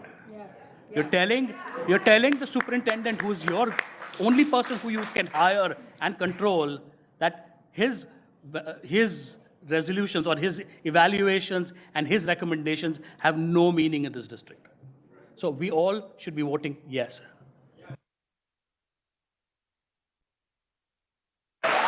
Dr. Telesford. Dr. Telesford. We talk a lot about transparency on this board and how there is a process. And I just want to emphasize that there's about a third of this board that do not get any sort of communication about what's going on. This is another vote that I was surprised was even on the docket, and I'm surprised that we're even here. And a lot of that is because as much as we're saying things are transparent, things are being done behind the scenes, and we don't know about it until the end. And I'm really glad that the community came out in full force because they're going to hear you loud and clear today. Thank you, Dr. Tallisford. Student Rep Noah Morose, and then I don't know if there's any other comments. Just real quick before we vote, just look around at the signs. I mean, if you have a sign, just take a second and read all of the signs here.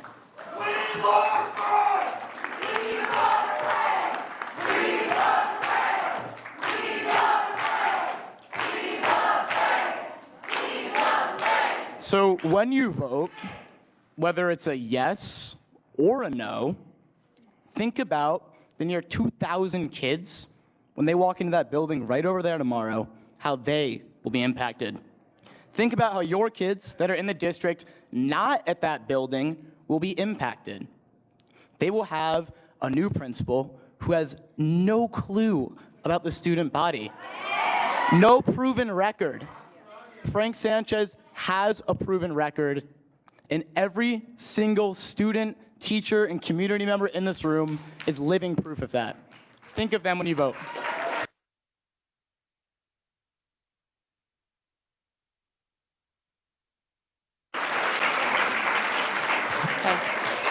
Seeing no further questions or comments, so we'll close discussion and we'll go to vote. Oh. Dr. Tallisford. I just want to let everyone know, do not forget, no matter how these votes go, do not forget this.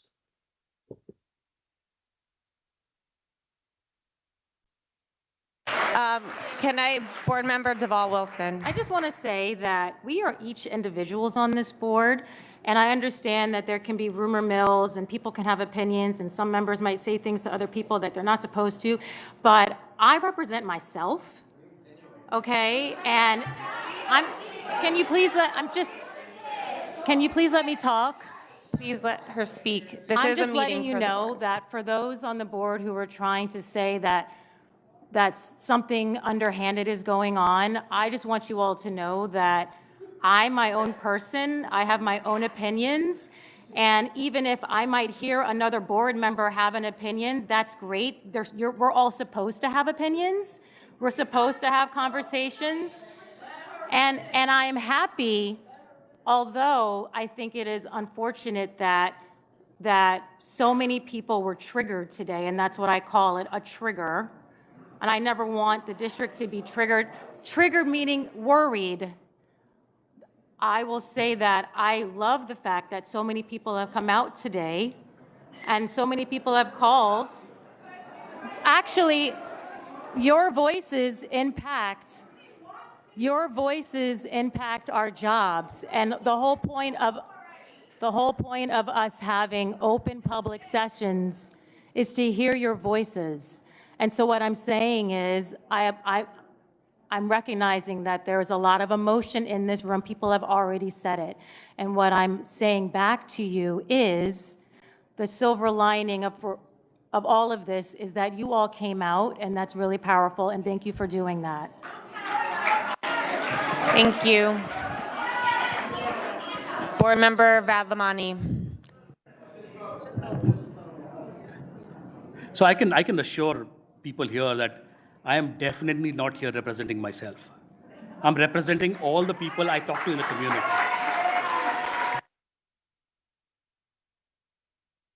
All right, we'll call the vote. Oh, I can't see who has a hand up. I want to say one more thing. Can we vote? Board Member Wright, did you have your hand up? Board Member Wright, did you have your hand up? First of all, I'm a little confused on what's going on with the vote. I don't know if I voted the way that I wanted to for the individuals because you're going in this thing. So I don't know what to do with that. And so I'm calling on legal counsel. Wait, sorry, Board Member Deval Wilson. I want to clarify something. When I was saying that I'm representing myself, I meant my thoughts, is what I was trying to say. I'm not trying to say that we don't. Please be respectful, please. What I'm trying to say is that what you want are board members who are going to listen to you, board members who are going to listen to their colleagues and not have tunnel vision, is what I'm trying to say. That is what you want. I believe that is why, one of the reasons why I'm here is because I kept saying, like, yes, we are all going to have opinions. We all have to listen to each other, and we have to listen to all of you, and that's what I was trying to say. Thank you. And I do think we should probably just vote soon, but obviously I want my team members here to be able to speak. Okay, Board Member Wingfield, and then we're going to go to vote. I want board colleagues who have the humility and understanding that this is incredibly complex work leading schools. And I want them to be more thoughtful about the ripple effect of what happens when we get rid of leaders, whether they're school leaders or leaders who sit in the superintendent's seat. Because the ripple effect that will affect this district will not be able to be repaired by a rehire. Board Member Vadlamani, and then we are going to go to vote. So I mean, Will the attorney address my concern before we vote? so I'm trying to kind of hopefully answer what Ms. Wright was asking. We've had 3 votes. I mean, we had the first vote, which was normal stuff. Right now, we've had 3 votes. The first vote, we chose to vote the no's one. That basically means tomorrow morning, someone's going to get fired. Yep. Don't forget that. Vote number 2 was a yes. So we all patted each other on the back. Vote 3 is still open. And that's where we are right now. Just want to clarify that. Oh, then I certainly made a mistake. Hold on. What's Go the, ahead, yeah, Board what's the Member Wright. question? I think that Ms. Wright said that she was confused on what she voted on. She wasn't certain. So if you would like for me to repeat what the motions were, I could do that, or please. So why don't we do the motion at hand, and then we can address that next. So just so everyone's clear, this is a motion to renew Mr. Sanchez.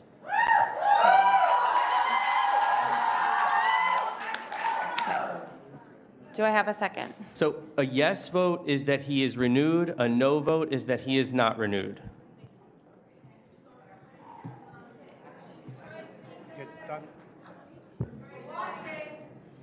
Board Member Eckert. Yes.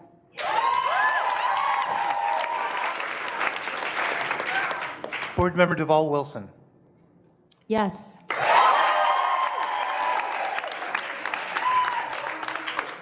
Board Member Telesford. 1000% yes.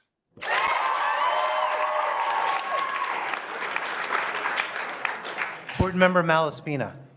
Yes. Board Member Wingfield. Absolutely yes. Board President Whitletter. Yes. Board Member Wright. No.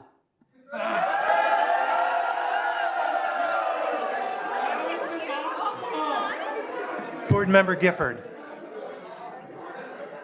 I'm going to abstain.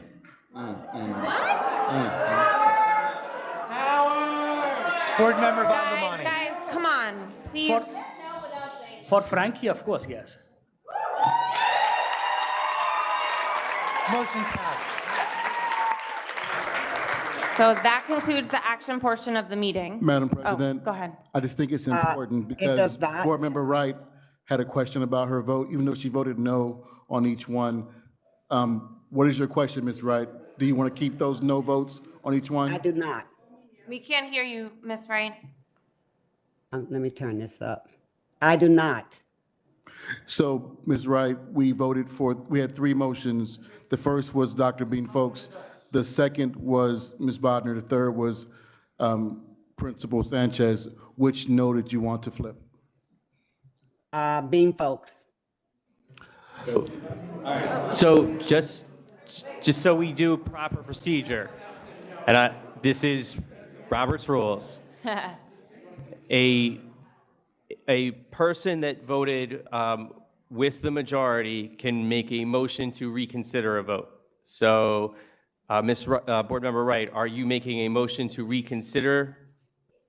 Absolutely. And that's with Dr. Bean folks, correct? That's what Dr. Beam folks, yes. All right. So is there a second? Second.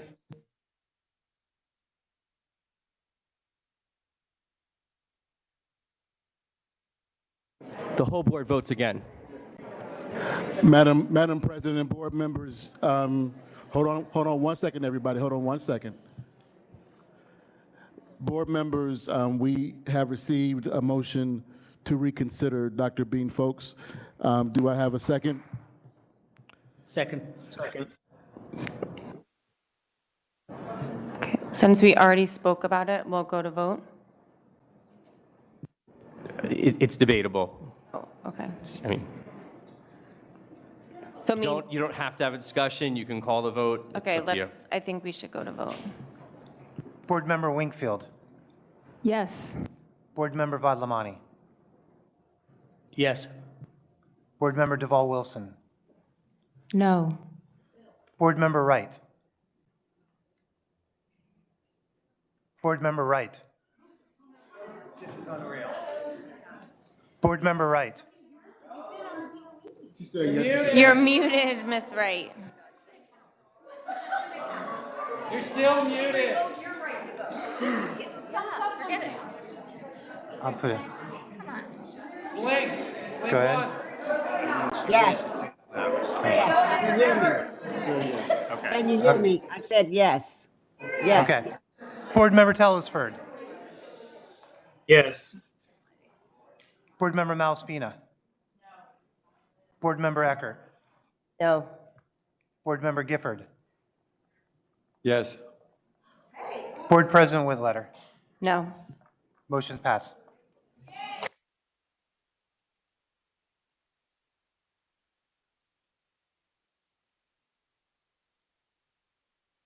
Okay. Thank you. So that concludes the action portion of the meeting. I'd like to make the following motion. The Board of Education will meet in public session on Thursday, May 25th, 2023 at 6:30 p.m. in the District Meeting Room, 525 Academy Street. Immediately following the opening of public session, the board will move to go into a closed session in the superintendent's office, as well as using an online video conference platform to discuss personnel, matters within the attorney-client privilege, legal Madam President, negotiation. we had the 2 hand carries. The grievances. Oh, okay, sorry.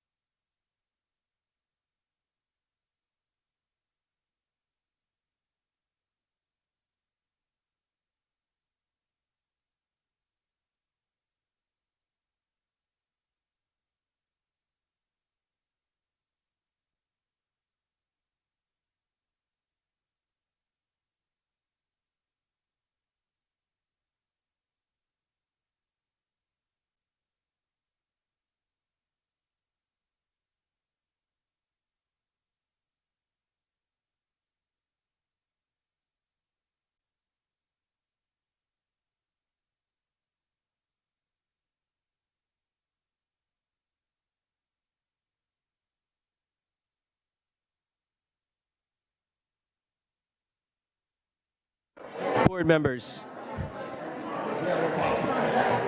Board members, we have 2 hand carry items. The resolutions are written to deny the grievances. You could do it by 1 motion or 2 motions. It's up to you. So, is there a motion to deny the level 4 grievances that were heard on April 24th? Board Member Eckert. Is there a second? Second. Board President Whitlitter. Just as these were discussed, or just as personnel has to be discussed in executive session, these grievances were discussed in executive session. They cannot be discussed out here. Let's go to vote. Yeah. Board Member Vadlamani. And just clarifying, voting yes is voting with the recommendation. Voting yes is a denial of the grievances, which was what the voting recommendation with the was. recommendation of the administrator. Okay, I vote yes.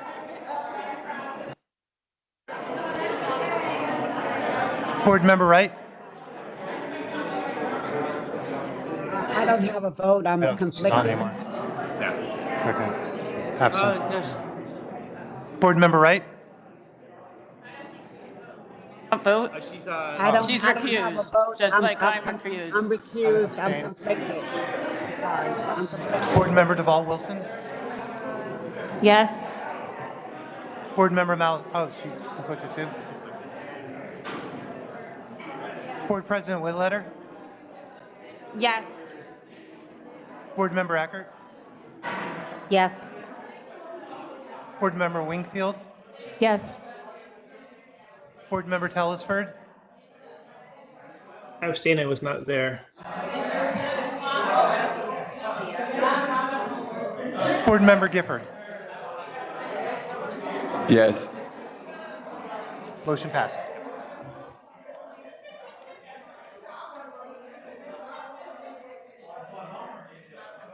Okay. I'd like to make the following motion. The Board of Education will meet in public session on Thursday, May 25th at 6:30 p.m. in the district meeting room at 525 Academy Street. Immediately following the opening of public session, the board will move to go into a closed session in the superintendent's office at 525 Academy Street, as well as using an online video conference platform to discuss personnel, matters within the attorney-client privilege, legal negotiations, and other matters that may arise and require discussion to be announced at a later date.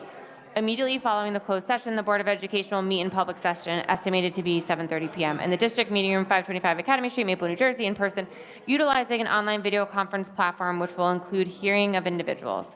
The community can view the meeting by following the steps which will be listed on the agenda.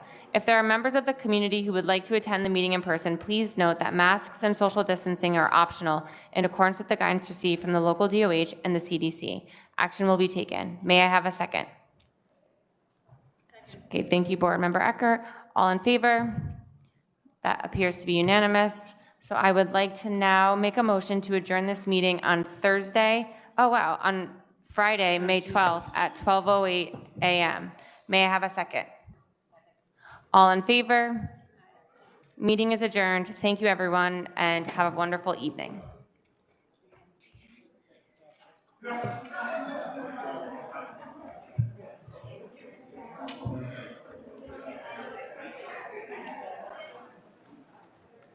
And I can start